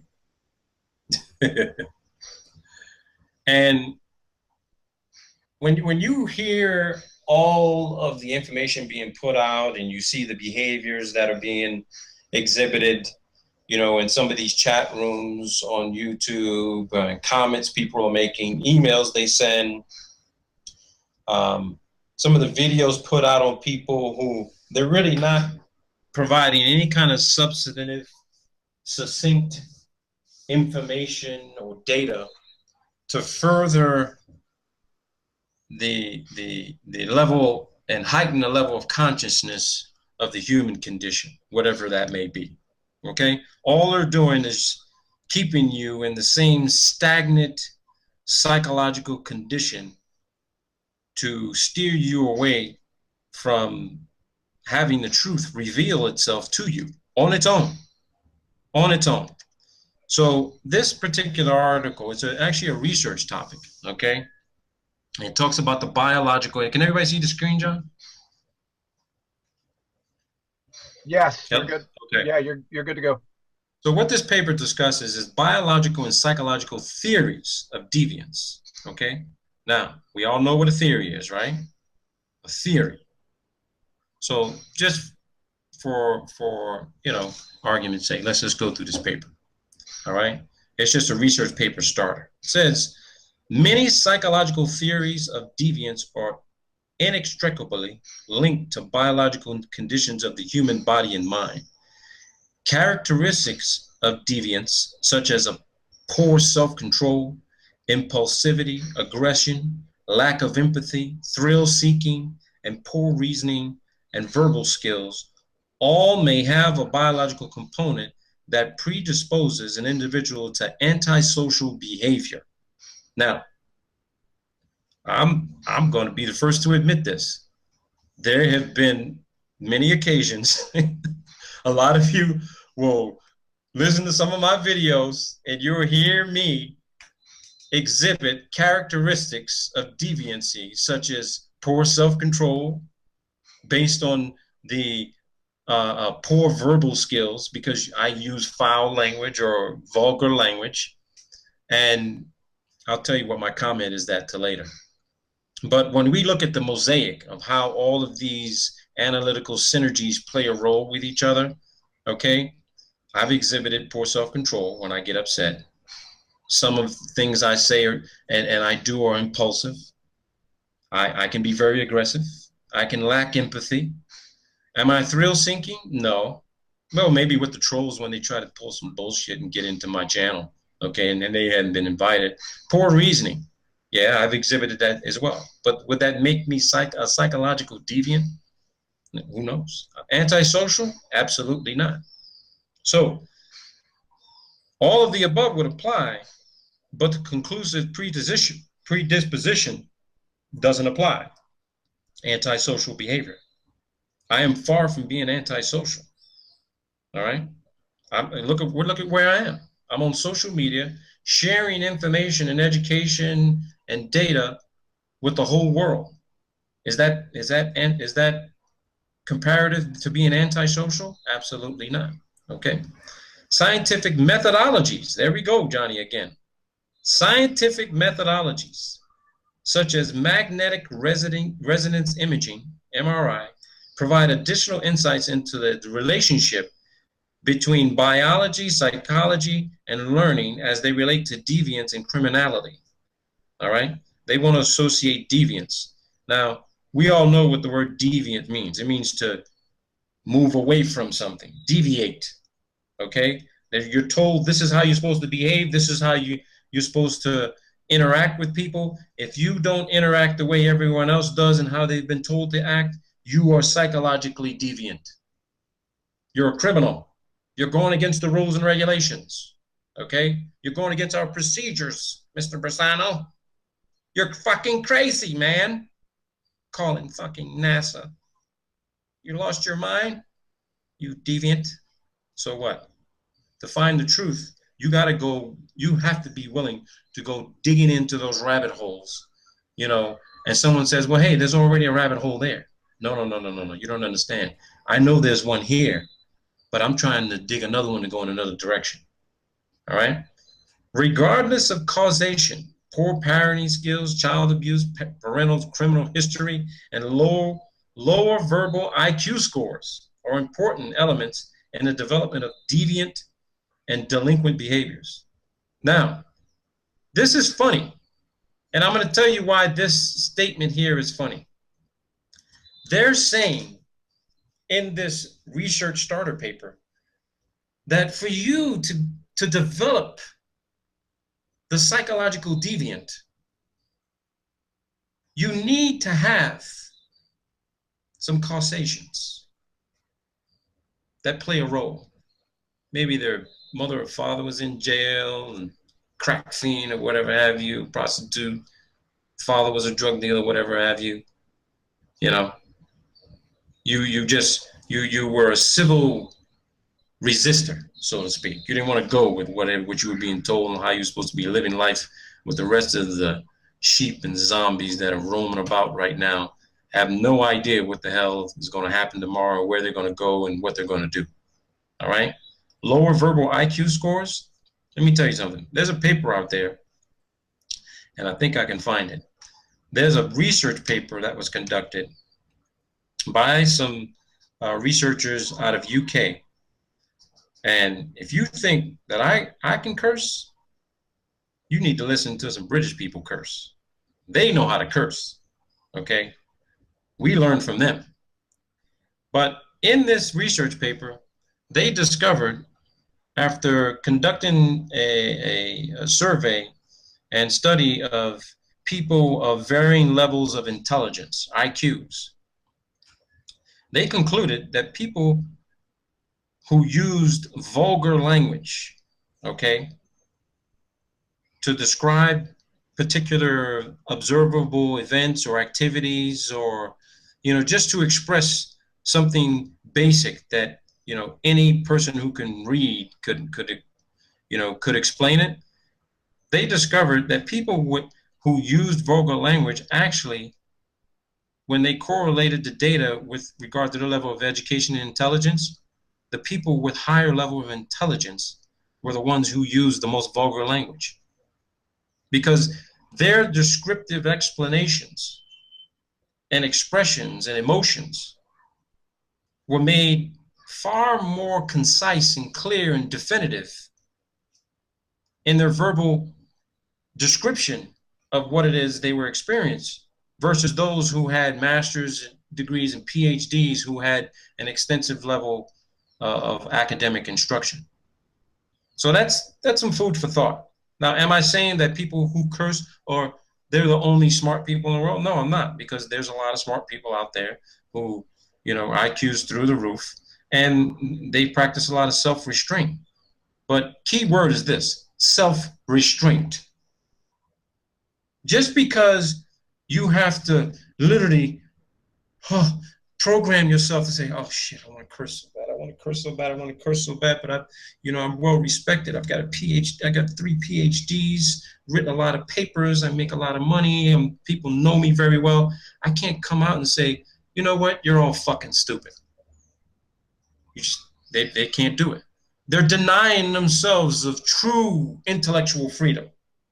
That's just my opinion. That's my assessment. Say what you feel. Mean what you say. If it comes out, hey, own that shit. Own it. That's yours. You're letting people know this is where you stand. This is how they should comprehend what you're trying to explain to them. Because sometimes the only way to explain things to people who think they know what they know is to let them know, you don't fucking know what the hell you're talking about. It's okay to say that. It's okay to say that to me.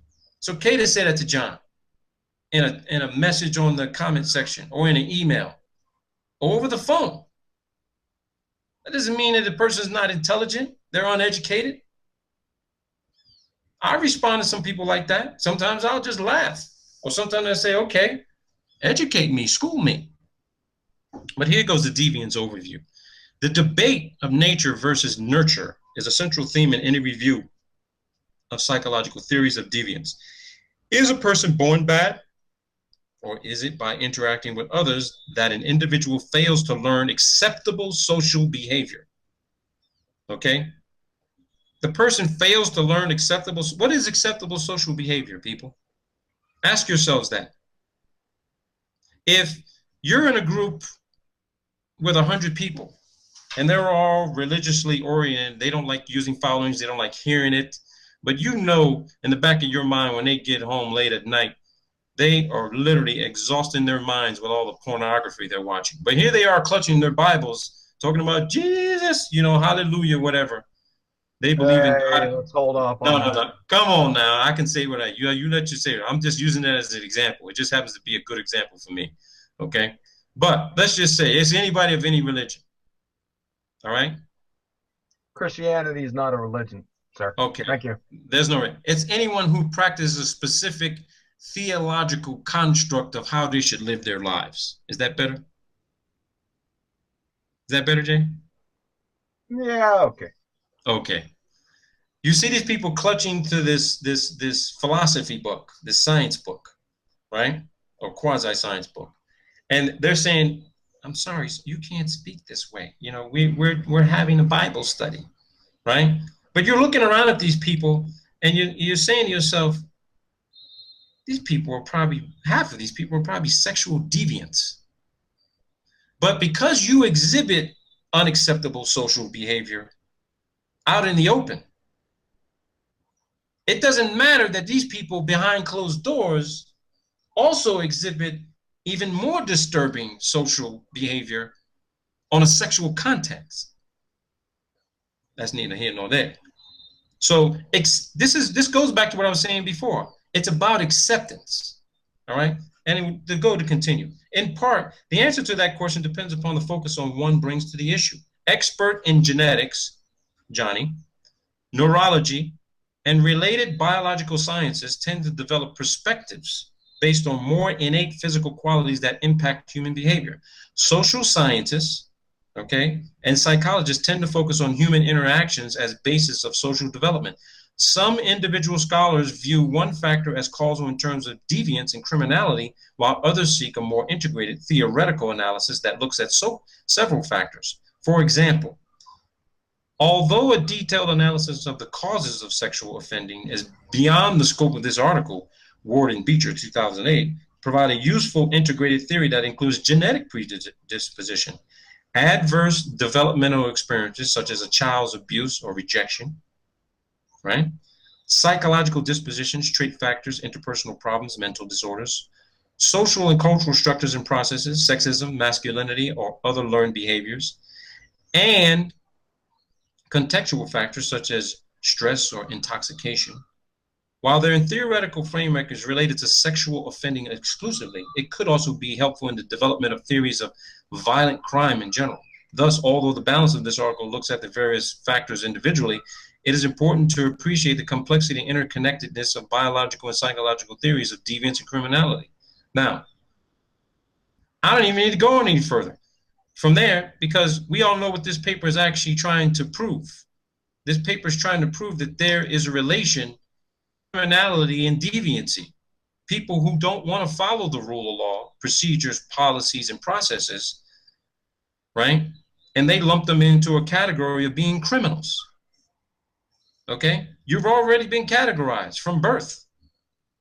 They look at your parents. That's why when you fill out a school application or graduate school application or job application, they want to know the name of your parents, not as a fucking reference. They go searching these people's backgrounds. What's your parents' level of education? Has anybody in your family got any medical problems? And if you check any of those, you've already been disqualified. I don't care what the situation may be. If one of your parents had diabetes or, his own medication, or one has a master's degree and the other one has a high school diploma, you've been disqualified. You've been disqualified. Period. They talk about here, let me go to the further insights, biological factors and deviance, the frontal cortex. Now you're talking about the brain. Studies of the brain conditions and development also provide some compelling research on the development of antisocial behavior. There we go again.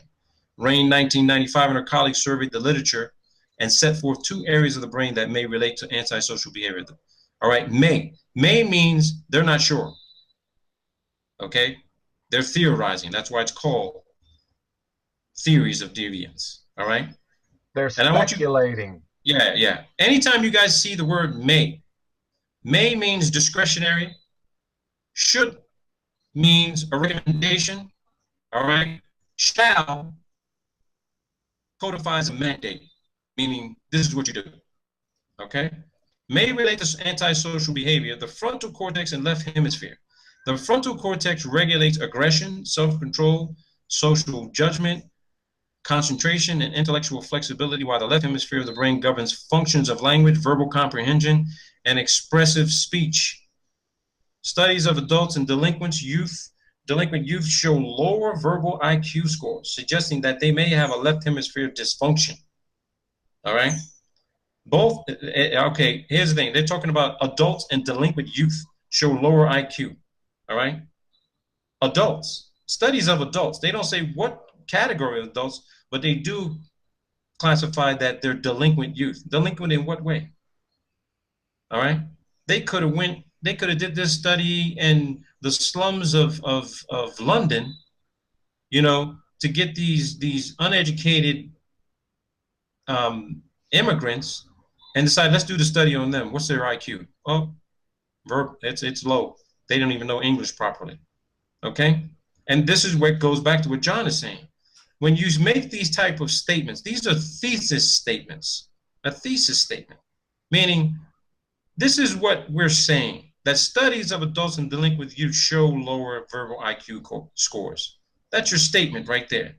They're saying that all studies of all the adults and all the delinquent youth show that everybody had a verbal IQ score, a low verbal IQ score. All right? Okay, if you're going to tell me that, where'd you get that data from? How'd you collect that data? And was it balanced? Did you go to several areas to conduct all this data? People from welfare. I mean, shit, I know delinquent youth who are fucking dirt rich. I know billionaires who are out of their fucking mind. I don't know them personally, But when you read half the shit they talk about on the news and tweet, you got to ask yourself, this fucking person playing with a full deck? Or they're just saying what they're saying because they can say it. Based on magnetic resonance studies, scientists believe. Here we go again, John. Scientists, they believe. Trying to tie fucking science and religion into the same damn study. Yeah, they'd say they believe. How can a scientist believe anything? Right. This is an epidemiological study, dude. Exactly. So how can a scientist believe anything? Their fucking whole area of practice is about non-belief. All right. Again, this is an article by somebody. Am I playing semantics with regard to the textual language being used? Maybe yes, maybe no. But you're reading it just as I'm reading it for the first time. Scientists believe that the brain of a juvenile is less developed than that of adult. I can give you guys some examples where my 2-year-old has taught me some shit where he should be the adult and I should be the juvenile. Anybody out there with kids, if you're not learning from your kid every day, you're not really learning, because they start to see things a lot different than we do, especially in the front lobe, which is responsible for executive higher order functioning such as memory, planning, and inhibition. Bauer and others suggest that this condition presents some juveniles with difficulties in regulating aggression, long-range planning, mental flexibility, abstract thinking, the capacity to hold on to mind-related pieces of information, and perhaps moral judgment. In addition to these recent findings on children's apparently inherent diminished brain function capacity, MRI researchers suggest that exposure to violent video games and television might negatively impact frontal lobe development and function.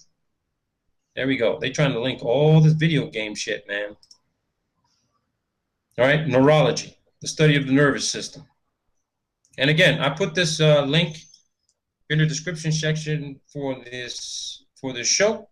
You guys can all read this for yourself. I don't need to go through word by word reading of this.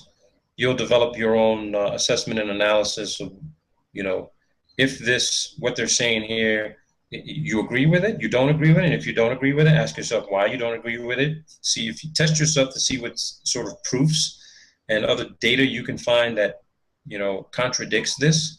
Because, I mean, just from what we read, there's contradictory statements in here, just in the paper of itself. So how could it be considered a theory? Well, agree and disagree shouldn't have anything to do with it. It's either validated by experiment or it's not. Belief, agreement is not, that's non sequitur to this discussion. Exactly. So we get off that topic. Next thing I wanted to show you guys is part of something, an email that someone sent me. I didn't want to switch to my email real quick to see who it was, but if you know who you are and you're out there listening in chat, I'm pulling this up for everyone to see. And this was an article put out in the Daily News August 9th. That was actually today, as a matter of fact. And read the title. U.S. Air Force wants to plasma bomb the sky using tiny satellites. That looks like fucking HARP to me. Is that the HARP array? Yes, it is. That's the HARP of Alaska, making the ionosphere more reflective. Why do you need the ionosphere to be more reflective? I don't understand that. Can you break that down, Johnny? Anybody out there in the audience break that down? Why would they want to have the ionosphere to be more reflective? I haven't seen this, Robert. I haven't even read it. Well, here's what they say. The article starts off, can you hear me now? The U.S. Air Force is working on plans to improve radio communications over long distances by detonating plasma bombs in the upper atmosphere using a fleet of microsatellites. Since the early days of radio, we've known that reception is sometimes better at night. Radio stations that cannot be picked up by day may be heard clearly at night, transmitting for hundreds of kilometers away. This is down to changes in the ionosphere, a layer of charged particles in the atmosphere that starts around 60 kilometers up. Now, let me stop right there. You guys remember the European Southern Observatory data I read to you regarding the 4 laser guided facility? What was the distance that they located sodium atoms? 90 kilometers. How many people remember being told that the ionosphere was actually much higher than 60 kilometers? I know I remember. The ionosphere. They're saying it's starting around 60 kilometers, which could be produced as evidence to say everything we see in the nighttime sky is closer. It's not light years away. It's not millions of miles away. It's closer. The current here's where everybody starts to cringe. Just hang on for a second. The curvature of Earth stops most ground-based radio signals traveling more than 70 kilometers without a boost.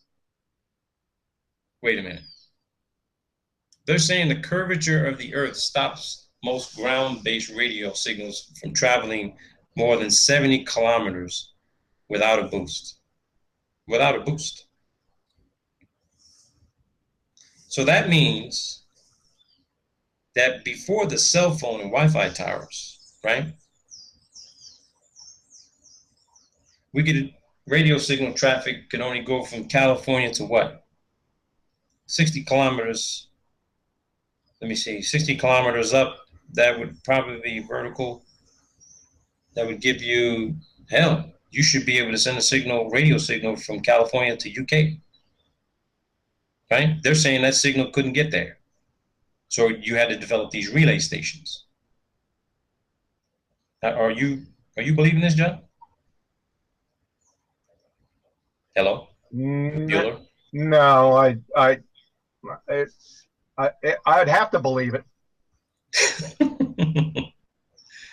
Show me the experiments. Exactly. But by bouncing between the ionosphere and the ground, they can zigzag for much greater distances at night. The density of the ionosphere charged particles is higher, making it more reflective. This is not the first time we've tinkered with the ionosphere to try to improve radio communications and enhance the range of over-the-horizon radar. HAARP, the High Frequency Active Auroral Research Program in Alaska, stimulates the ionosphere with radiation from an array of ground-based antennas to produce radio-reflecting plasma. Then they go through direct delivery, vaporized metal. Here we go. Here's where the chemtrail stuff comes in. General Sciences in Sorterton, Pennsylvania, is working with researchers at Drexel University in Philadelphia on a method that involves using a chemical reaction to heat a piece of metal beyond its boiling point. The vaporized metal will react with atmospheric oxygen to produce plasma. Another team, INIG Associates of Bethesda, Maryland, and researchers at the University of Maryland are working on a more explosive solution. Their idea is to rapidly heat a piece of metal by detonating a small bomb and converting energy from the blast into electrical energy. Different shaped plasma clouds can be generated by changing the form of the initial explosion. However, it's not clear whether the U.S. Air Force will succeed. These are really early stage projects representing the boundaries of plasma research into ionosphere modification, says John Klein, who leads the plasma energy group at the Research Support Instruments in Hopewell, New Jersey. He thinks one of the biggest stumbling blocks will be packing enough power to generate plasma onto small satellites. It may be an insurmountable challenge. You're damn right it will be. You generate some sort of plasma charge onto a fucking nanosatellite.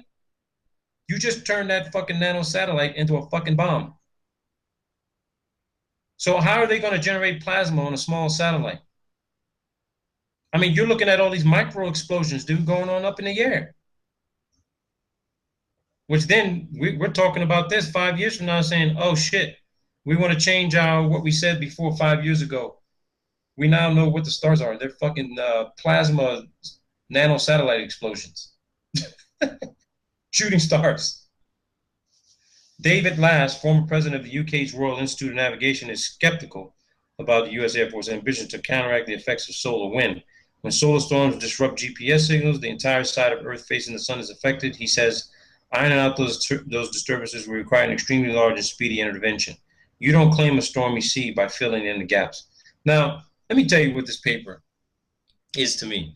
This paper is basically a cry out for help from the rest of the civilian community. They don't know how they're going to do this. So when they put out these articles in, what's this, New Scientist, okay, newscientist.com, what they're really trying to tell you, okay, we don't know how we're going to do it. Can you guys help us? Can you make some recommendations? Please? Please? Because we've been lying to you guys for so damn long. We haven't mastered the capability to transmit radio signals from a far distance. We got to depend on the submarine cables, Wi-Fi, and cell phone towers.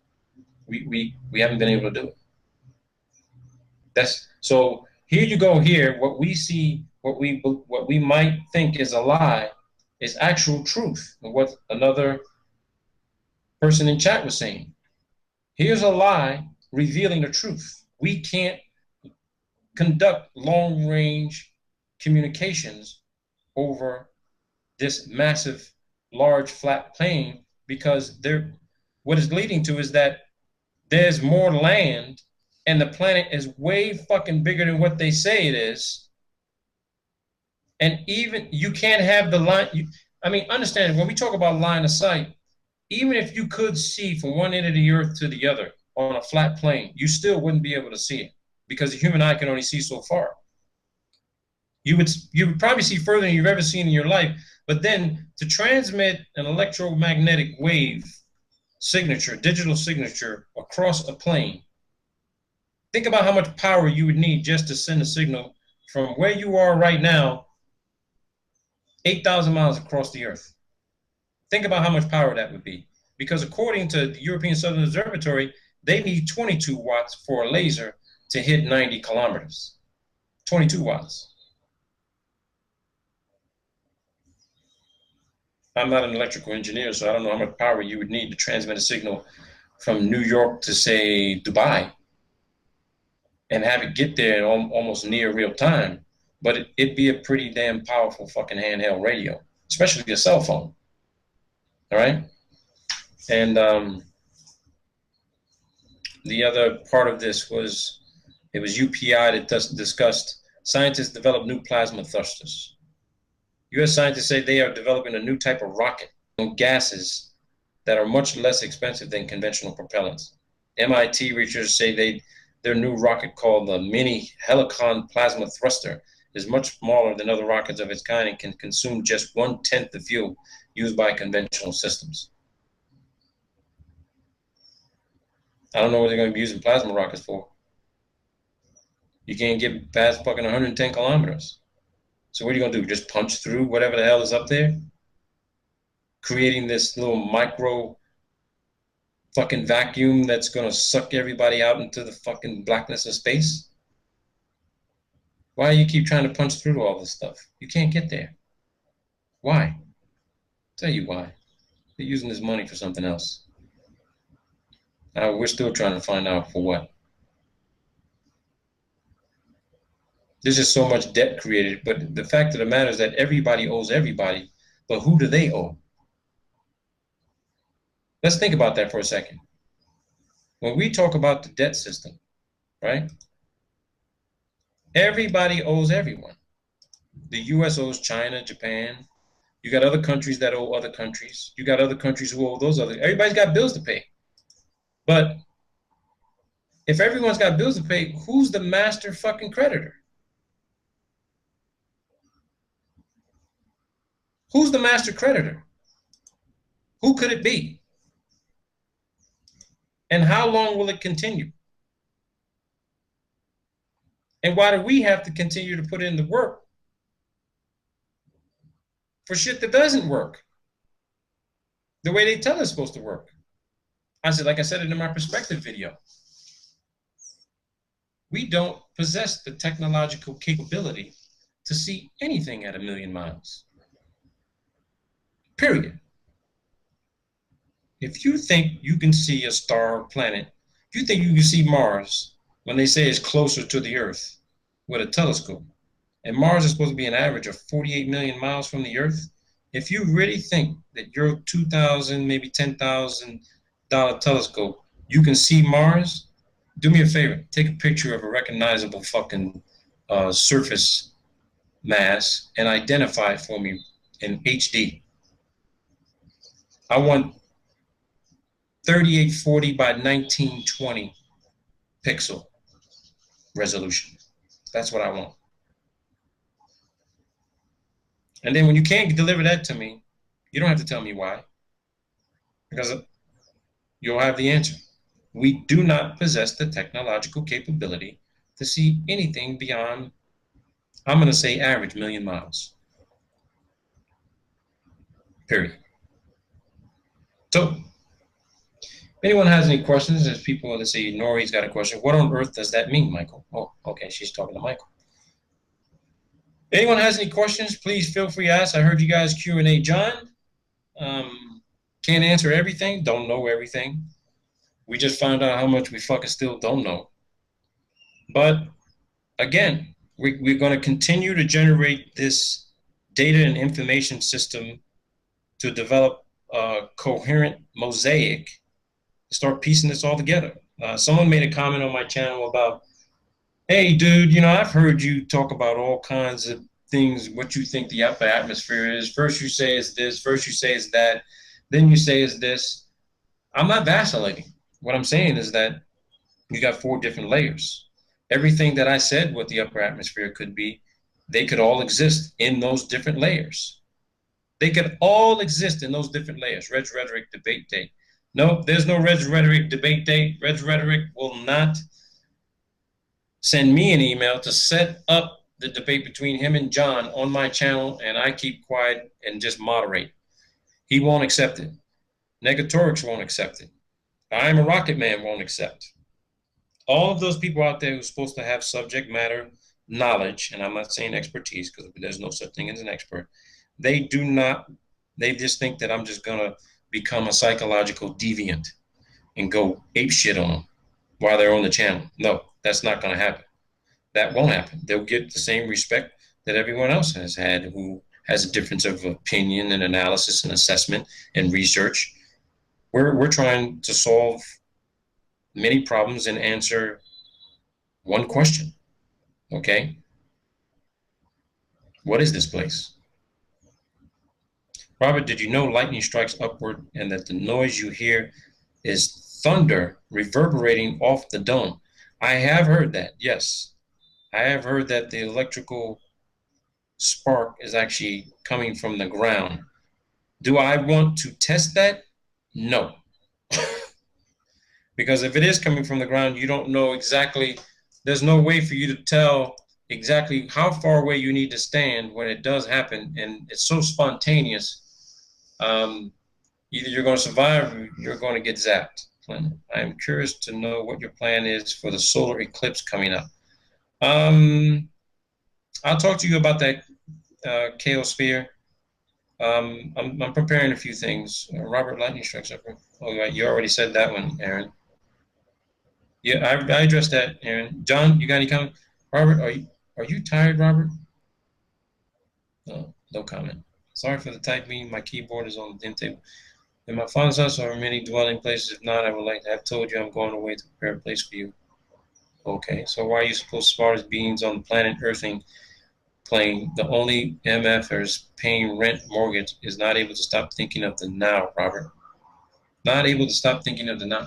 You know, I'm not gonna say I don't know. They want us to stay in the now. They're somewhere else. They've already seen how things are going to end up. John 14, 2, my father's house. Okay, he's bringing up religion. That's for John. Explain how a solar eclipse works, John. That's not religion. I told you that. How many times I got to tell you that? Addie's telling me that he says I need to have a word with God. You know, I'll be willing to talk to God anytime if he can take the fucking earplugs out of his head. He's still listening. Yeah, okay. Well, I'm not going to get it. John knows where he and I end up on that one. I'm not going to go on that one yet. Not right now. Not right. One day I want to be on the Hangout and bring some evidence about educational policy. There is no policy in education. It's learn what we tell you do what we tell you, how we tell you, and shut the fuck up. That's educational policy. I don't believe dogs can dance. What? He said, no, wait. Somebody says Skype calls make you look righteous, Rob. Thank you, man. I appreciate that. I appreciate that. Hey, listen, man. I say what I mean what I say. If I say something that hits a nerve with people, then I'm not going to deny it. That shit applies to you. If it doesn't, if you think it's offensive, that shit applies to you. If you don't like what I said, that shit applies to you. All right? If you think it's funny, hey, you're with me on it. You think the same way I do. I'm not looking for everybody to think the same way I do. There are going to be people, a lot of people who are going to disagree. A lot of people think that, I shouldn't be doing what I'm doing, but, I'm doing it. Oh, yeah. Aaron wants to know, John, do you want to break down how the eclipse occurs? What eclipse? Lunar. Lunar eclipse occurs. Yeah. I've seen a lot and researched it a bit, that I found on a number of occasions that documented that, and I seen one that had both the sun and the moon above the horizon on an eclipse. So, Whoa. Well, that's the first one for me. I heard that from someone else, but I didn't believe it. Where the eclipse occurred where the sun and the moon we're both above the horizon. Yeah, I've seen those. I haven't personally seen it. I've seen. Well, I read the documentation for it. It goes back many years. I mean, you're talking about 15, 16, 17, and 1800s. And I seen a video. Someone did one live. I can't recall who that was. That had it live on the air. It was back in 2010, I think. Wow. I'll have to search for it and find it, but there is one. I know Bob has talked about it and a few other people. I think Jaren's talked about it too, some other people when they would, and Crow 777, he really focuses on the moon a lot, to where the moon definitely can't be 258,000 miles away, and neither the sun can't be 93 million miles to create that type of full eclipse on two objects that literally have over a 92 million mile amount of space between the two of them. You just can't. I mean, if the moon is what the size they say it is and the distance they say it is, then you put it this way, all of Colombia shouldn't be going dark during a lunar eclipse. Matter of fact, the whole southern hemisphere shouldn't go dark. The whole continent shouldn't be going dark if it's that far away. And it's not. It's obviously closer. How they occur, I guess it all has to do with distance. It all has to do with relative distance. We still can't independently confirm how far the sun really is away from us, what it actually is, and the same goes for the moon. Because if you can stand on the surface of the earth during a supermoon, a full supermoon, and you can visually make out some of the surface features without an optical aid, and then you got a guy using a pair of 12 by 80 binoculars and he can see the surface features. You had brought up the issue with that one physicist you talked to, John. How could the moon be reflecting that type of light if it was a sphere? It has to be a flat disk. Right. He couldn't answer that question, by the way. Yeah, and the guy says, I got to get back to you. And this is a physicist that John talked to just the other day. 2-hour conversation, unrecorded, of course. But if you want to doubt that with Jay, call your own local university and ask a physicist, how is that possible? He was pretty knowledgeable. He taught graduate level quantum physics, and it didn't take him less than 5 minutes to get to God. Yeah. And that's the thing. I mean, I know people are going to argue and say, well, the reason why you can see some of the surface features on the moon with a 12 by 80 pair of binoculars is because you're looking up into the sky where there's, you're not looking over land where there's all kinds of haze and heat coming up from the earth and, disrupting your view. You don't have all this atmospheric turbulence you think that's going on. Really, if we didn't have all that atmospheric turbulence, then why is the fucking European Southern Observatory firing fucking 22-watt lasers up into the atmosphere to stabilize the fucking atmosphere so they can fucking focus on the stars? The moon is at lower altitude. That's obvious. It has to be obvious. You can't see anything with 1280 binoculars at 258,000 miles away. Period. You just can't. Robert, check out the moon and sun from pilot at 35,000 flat Earth proof. Amazing flight between sun and moon. Yeah, I'm going to check that out. We have a transparent disk circulating above us, hence we get blood moon. It's so clear. You know, I'm looking into that moon stuff like I told you guys about when I did that video.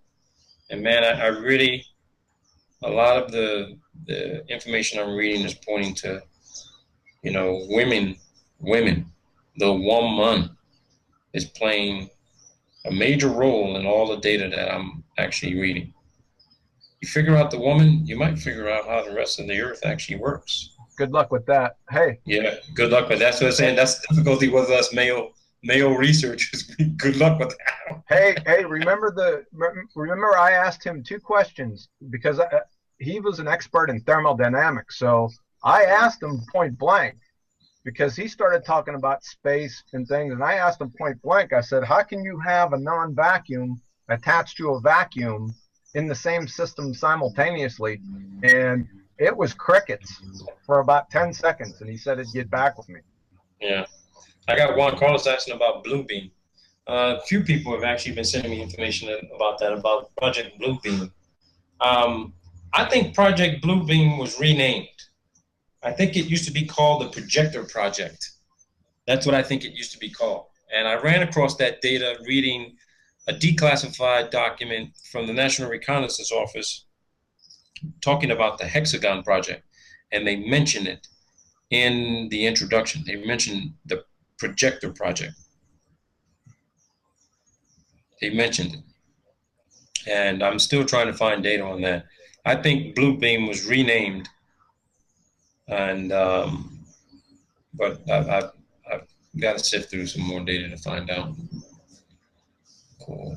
Next, maybe I wonder that too. A wave theory about that women, analysis and man, synthesis.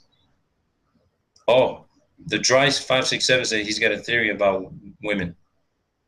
It equals analysis and man with the synthesis. But if here's the thing, Dryce 567, and I'm thinking about this. If there's supposed to be synthesis between man and woman, then what happened for us to have these major differences with regard to the frequency and levels of energy that women project versus what men project? I mean, I know, you know, if you think about the whole yin yang concept, you know, with balance, you know, what's the positive, what's the negative? Who's the positive and who's the negative? And because there's more women on the planet than there are men. And it's been that way for centuries. And, you know, there was a reason why woman was given the ability to procreate and allow for multiplication, of course, because 2 men can't do it together.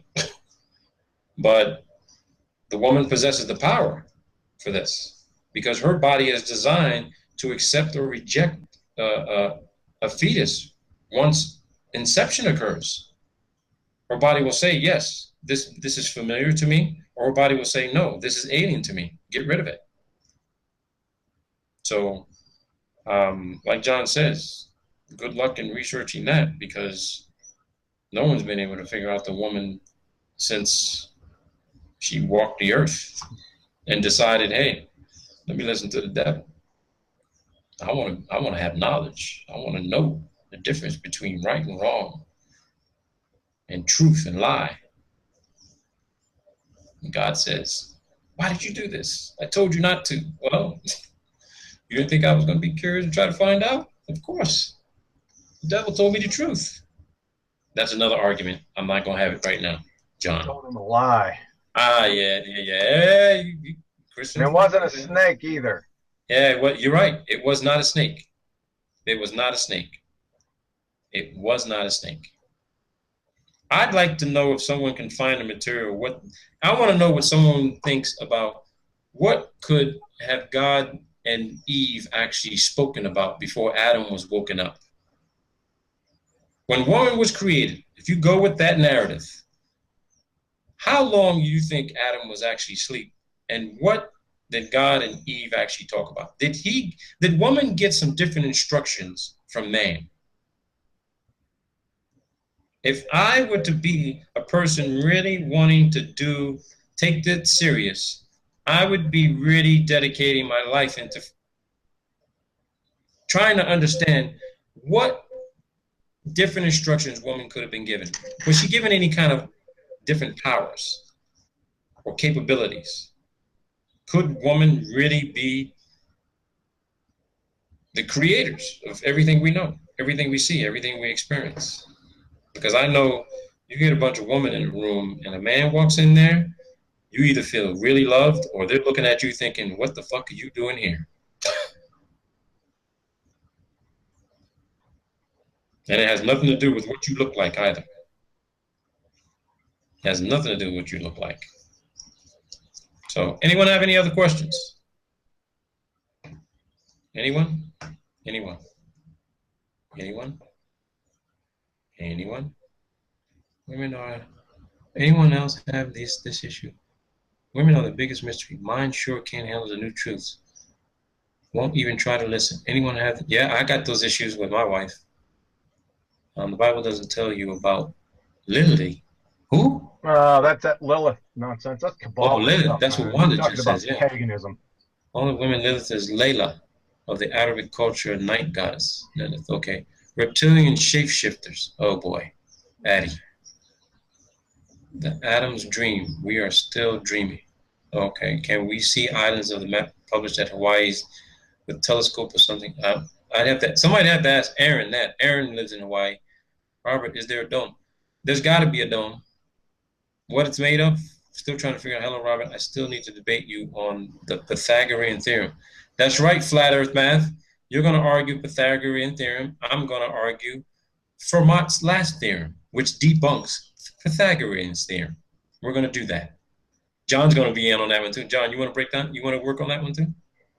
With flat Earth math? I'd rather watch paint dry. Oh boy, come on, dude. He's had long enough time. I tell you what, flat Earth math, you've had a long time to study Pythagorean's theorem. A long time. Especially when you tell me you were a math teacher for high school. He's going to corner you. Yeah, I gave him a long ass time. I asked him to debate that with me, probably a month and a half ago? A month and a half ago. And he never emailed me back or anything. Well, go ahead. I'll set that one up. Fermat's last theorem talks with exponents bigger than 2. They don't contradict. You don't know Fermat's. You let me stick to that one. You stick to Pythagoras, okay? You stick to Pythagoras, I'll stick with Fermat. I know Fermat. And Farouk would know Fermat's last theorem too, because it's based on Arabic equations in mathematics. Blue obsidian is the dome's construct. I can prove it. This is Joey Rocha. Somebody said they can prove what? Oh, I missed that. Robert, did you receive the information about the balloons? Yes, Magic Spirit, I did receive the information about the balloons.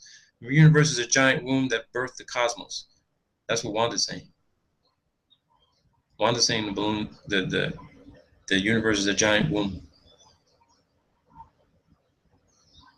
Robert, would you slay flat Earth math? No, he can stay in here as long as he's not trolling. Robert, ask the gang, what are some good, reasonable questions I could ask an astronaut who lives nearby? What are some good questions you can ask an astronaut who lives nearby? Man. Why are you lying? There's a lot. No. There's a lot of good questions you can ask an astronaut.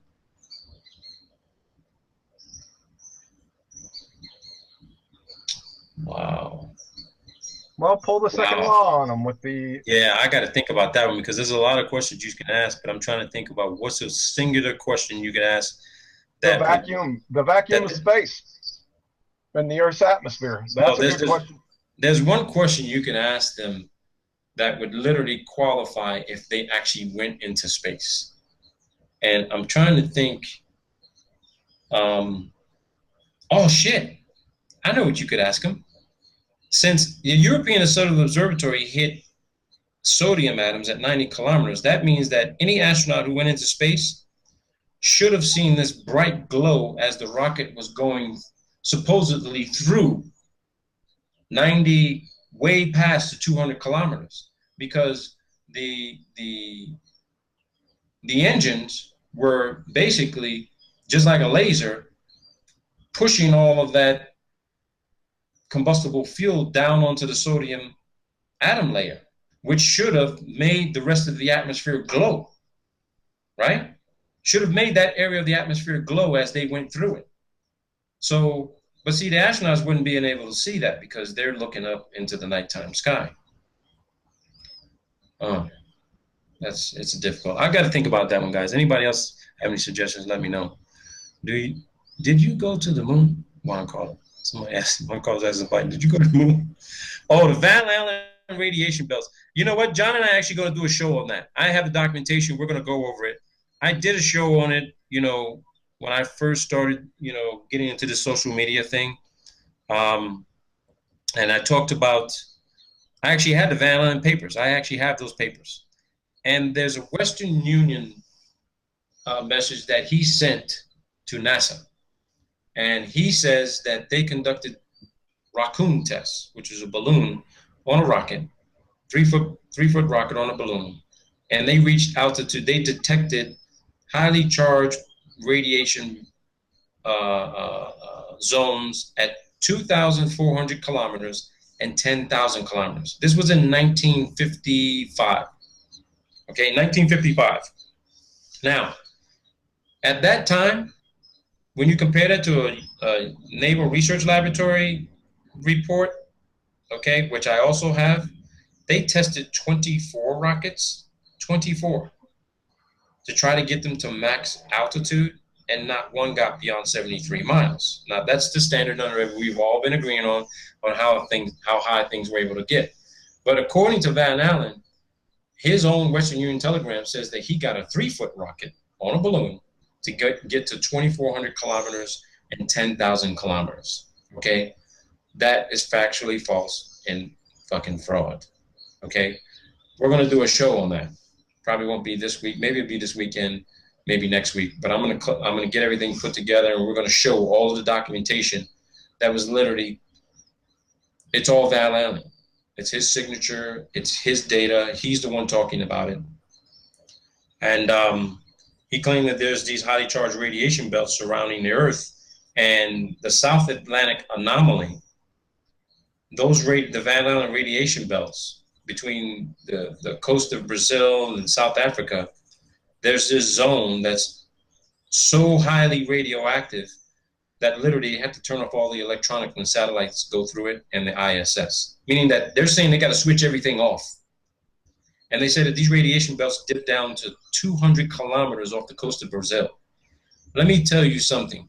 I'm not a radiology expert, okay? But the level of radiation he's actually discussing in his papers, if it dipped down to 200 kilometers over the coast of Brazil, Brazilians would be fucking walking around with third-degree fucking burns in the summertime. Okay? The oceans out in the South Atlantic would be extremely fucking warm. Extremely warm. The ocean water itself, all right? It would be fucking raining like crazy in the South Atlantic. It's not, all right? I think it does explain why the U.S. Navy never goes down that route. They go through the Panama Canal and come around the Pacific side, and then they go back around the other side. But when I heard, because I had a classmate who actually works at Cheyenne Mountain, his responsibility was, terrestrial satellite tracking.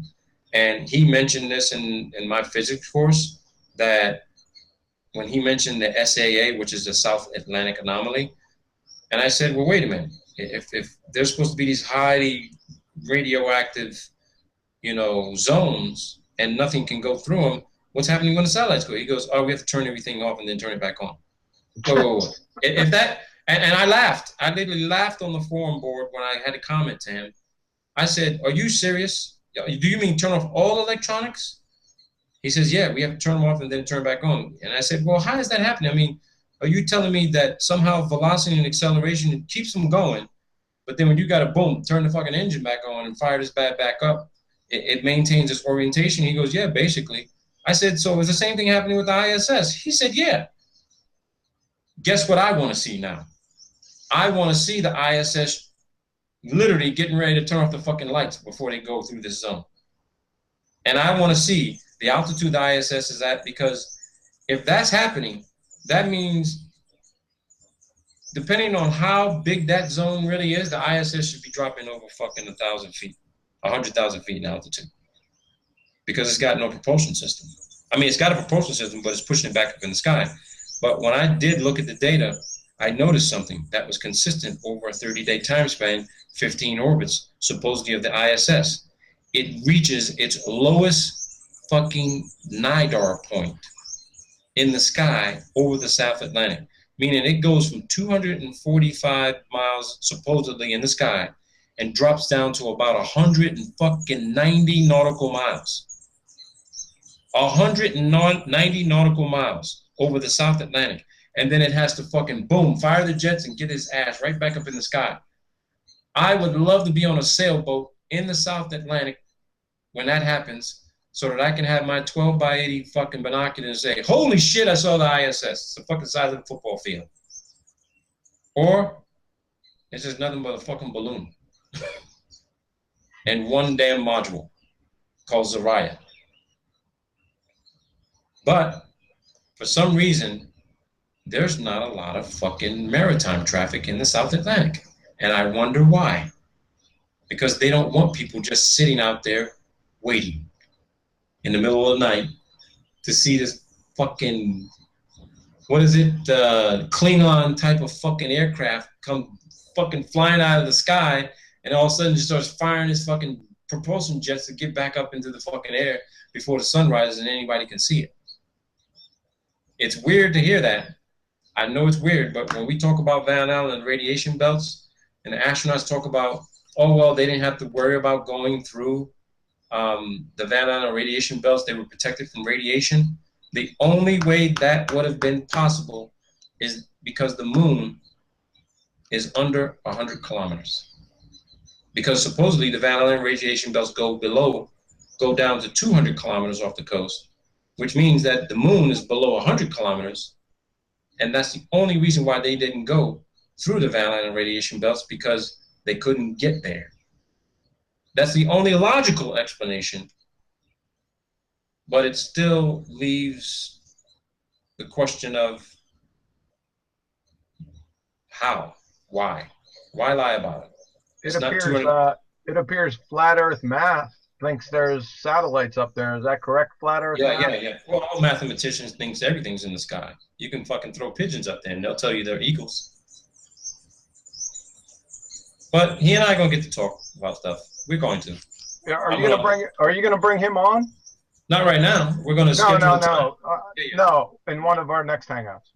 Yeah. One of our next hangouts, he and I, he's gonna talk about the Pythagorean theorem. I'm gonna talk about Fermat's. He's gonna prove that the Pythagorean theorem is mathematically correct and sound and can be applied to science and mathematics. And then I'm going to explain Fermat's theorem. And then, it'll be a free-for-all from there. Hey, Robert, it's dinner time, man. Yeah, it is. It's getting late. Guys, thank you very much. I really appreciate it. Flat Earth Math, you got my email. Do email me. Let's set up a time, either this week or next week. And if I send you a link, Flat Earth Math, and you fucking share it with someone else, one of your little troll buddies who are not invited, dude, I'm gonna launch all fucking cyber hell on you. Okay? I like you.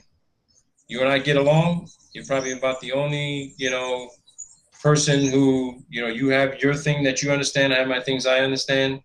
So I know that you're gonna be respectful. But if I send you the link, dude, I'm dead fucking serious. If one of your people tries to fucking come on in, Dude, let me tell you what. U.S. Cyber Command won't fucking stop the cyber hell I'm going to unleash on you, bro. He posted his email in there Yeah, for you, right? I just don't do that to me, man. I've had a fucking trying week, and I'm in fucking safe mode right now, bro. I'm just not fucking in the mood to be playing these fucking bullshit online games with anybody. Okay? Anybody. I'm welcoming any debate, but there will be no drama, there will be no fucking games, there will be no name calling. It's basically you show me yours, I show you mine, and let's see where we can come in the middle and say we agree to disagree and we go our way. That's it. All right, guys? So, you guys got any questions? You got any more information or data you want to share with us? Please do email me. You got my email. Flat Earth Matt, please email me because I didn't copy and paste that just now. I just missed it. Please do email me. We'll schedule a time. Come on in. Bring your documentation because I'm just not going to believe you just because you say it. You're going to have to show it. So please do email me. And again, people, you know my motto. It's not what you know, it's what you can prove. Setting the truth free from a lifetime of bondage. You guys take care of yourselves and read that data on psychological deviance. All right? There's a lot of sick fucking puppies out there, man. They need some fucking help. They really do. I could be one of them, but I'm not crying out for it. I'm just sharing. Okay? Yes, Don Cavado. We have watched There Is No Forest in Flat Earth. We have watched it. Until someone comes up with a document coming to that conclusion that there was a giant forest, I'm not going to waste my time on it. I'm looking for the documentation. Until I find it, I'm not going to discuss it. I've already seen the video. All right? Did you ever research any deeper into the missing Google Earth Twin Towers pre-2000? Whoa. Hey, Robert. Okay, bro. I know you got to go. Hey, I'm going to have to go. I'll catch up with you later. All right. All right, guys. We'll see you later. All right. Take care, people. All right, people. You know how to stay in touch with me. Please do. All right? Have a good day. Have a good evening. And if I were you, trust no one. You never know who's listening. Take care, man.